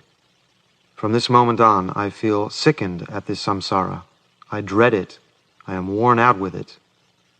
Now it is time to get ready to escape. So I must bring about a spontaneous birth in a lotus flower at the feet of the Buddha Amitabha in the Western blissful realm. With this thought, concentrate intensely on the blissful realm in the West. It is vital to make this effort. Or else, if you direct intense concentration, one-pointedly and without distraction, toward whichever realm you wish, the pure realm, or complete joy, or the densely filled, or the realm of willow leaves, or the palm tree mountain, or the palace of lotus light in Urgyan, you will immediately be born in that realm. Or if you wish to go into the presence of Lord Maitreya, in the joyful realm, concentrate on this thought. At this moment in the bardo state, the time has come for me to go into the presence of the Dharma king Maitreya in the joyful realm, so I will go, and you will be born spontaneously in the heart of a lotus in the presence of Maitreya. Otherwise, if you cannot do this and wish to enter a womb, or find you have to enter one, there is an instruction for choosing an impure samsaric womb entrance, so listen. As before, look at the continent you are going to choose with supernatural perception, and enter a place where Dharma flourishes. If you are going to be spontaneously born in a filthy dung heap, you will perceive that fetid mass as sweet-smelling, and you will feel attracted to it and be born there. So whatever appears, do not trust it, but put an end to the signs of desire and hatred and choose a womb entrance. Again, it is very important to concentrate like this.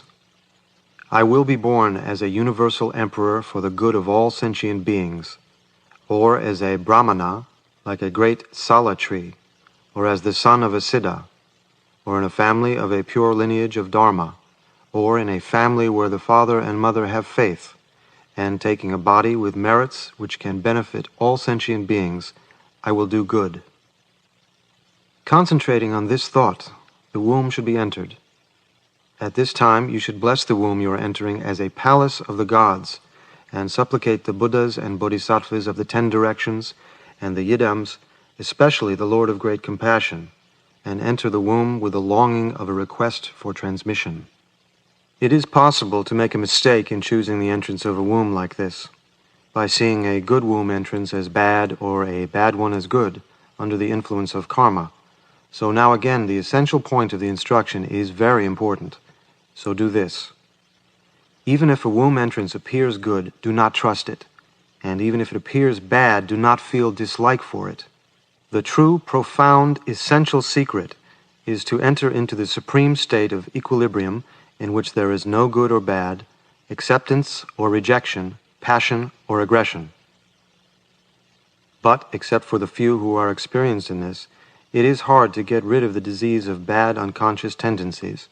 So to prevent him taking refuge among sinners of the poorest capacities, the lowest of the low, like beasts, if he cannot cut off passion and aggression in this way, one should call the dead person again by name and say these words. O child of noble family, if you do not know how to choose a womb entrance and cannot get rid of passion and aggression, whatever of the above experiences may arise, call on the name of the 3 jewels and take refuge in them. Supplicate the Lord of Great Compassion. Go on with your head held high. Give up attachment and yearning for the relatives and friends, sons and daughters you have left behind. They cannot help you. Enter now into the blue light of human beings, or the white light of the gods. Enter the jeweled palaces and the pleasure gardens. This should be repeated up to 7 times. Then one should supplicate the Buddhas and Bodhisattvas and read the Bardo prayer which protects from fear, the main verses of the Bardo, and deliverance from the dangerous pathway of the Bardo up to 7 times. Then one should read the liberation through wearing which spontaneously liberates the skandhas, and the daily practice which spontaneously liberates the unconscious tendencies, clearly and distinctly. Thus, by acting rightly, yogins of the highest insight effect the ejection of consciousness in the bardo of the moment before death, and do not have to wander in the bardo state, but bypass it and attain liberation. Below them, a few experienced people recognize the luminosity of the dharmata after the bardo of the moment before death, and bypass and become Buddhas. Those below them are liberated in accordance with their karmic results at one time or another when the peaceful and wrathful projections appear in the bardo of dharmata during the following weeks. As there are many stages, they will recognize whichever is appropriate and attain liberation. But those whose good karmic results are weak and who have many veils of error and very bad karma must wander on down to the bardo of becoming. But as there are many showings, like the steps of a ladder, they will recognize at one or another and be liberated. But if those whose good karmic results are very weak do not recognize during the above and are overpowered by fear, there is a series of instructions in turn for closing the womb entrance and for choosing a womb entrance. So they will recognize at one or another, and trusting the object of meditation, attain the highest state of boundless virtue. Even the lowest of the low, like beasts, are turned back from the lower realms by the virtue of taking refuge. They will attain a precious human body complete with all the freedoms and good opportunities, and in their next life meet a holy guru, a spiritual friend, so they will get instruction and be liberated. If this teaching is received during the bardo of becoming, the instruction prolongs one's good karmic results, like putting a pipe into a broken water channel. It is impossible even for all great sinners not to be liberated when they hear this teaching. Why is this? Because during the bardo both the compassionate invitation of all the peaceful and wrathful Buddhas and deities and the invitation of the tempters and negative forces come together. So just by hearing the teaching at this time, their attitude is influenced and they attain liberation. Influence is easy because the mental body has no basis of flesh and blood. However far they have wandered in the bardo state, they see and hear with subtle karmic supernatural perception, and they come. This is extremely helpful, for then they understand, and their mind is instantaneously influenced. It is like the device of a catapult, or like a huge tree trunk which cannot be moved by 100 men, but when it is put in water can be taken wherever one wants in a moment. It is like controlling a horse with a bridle. Therefore one should approach all who have died, and if the corpse is present, a friend should read this reminder again and again until blood and pus come out of the nostrils. Meanwhile, the corpse should remain undisturbed. The observances for this are: animals should not be sacrificed for dedication to the dead person. In the presence of the corpse, friends and relations should not weep and mourn and make noise, which may be done elsewhere, and as many acts of virtue as possible should be done. As well as this teaching of the great liberation through hearing, it is very good if any of the other teachings joined to the end of this instruction are also read. One should read this continually and learn the word meanings and terms by heart. Then, when death is certain and the signs of death have been recognized, if one's condition allows, one should read it aloud oneself and contemplate it. And if one is not able to do that, it should be given to a Dharma brother or sister to read. For this reminder will certainly liberate, there is no doubt. This teaching does not need any practice. It is a profound instruction which liberates just by being seen and heard and read. This profound instruction leads great sinners on the secret path. If one does not forget its words and terms even when being chased by 7 dogs, the instruction liberates in the bardo of the moment before death. Even if the Buddhas of the past, present, and future were to search, they would not find a better teaching than this. The bardo instruction which liberates human beings, the profound innermost essence, the great liberation through hearing. This treasure was discovered by the Siddha Karma Lingpa in the mountain of Gampodar. May it benefit the Dharma and all sentient beings. Sarva Mangalam.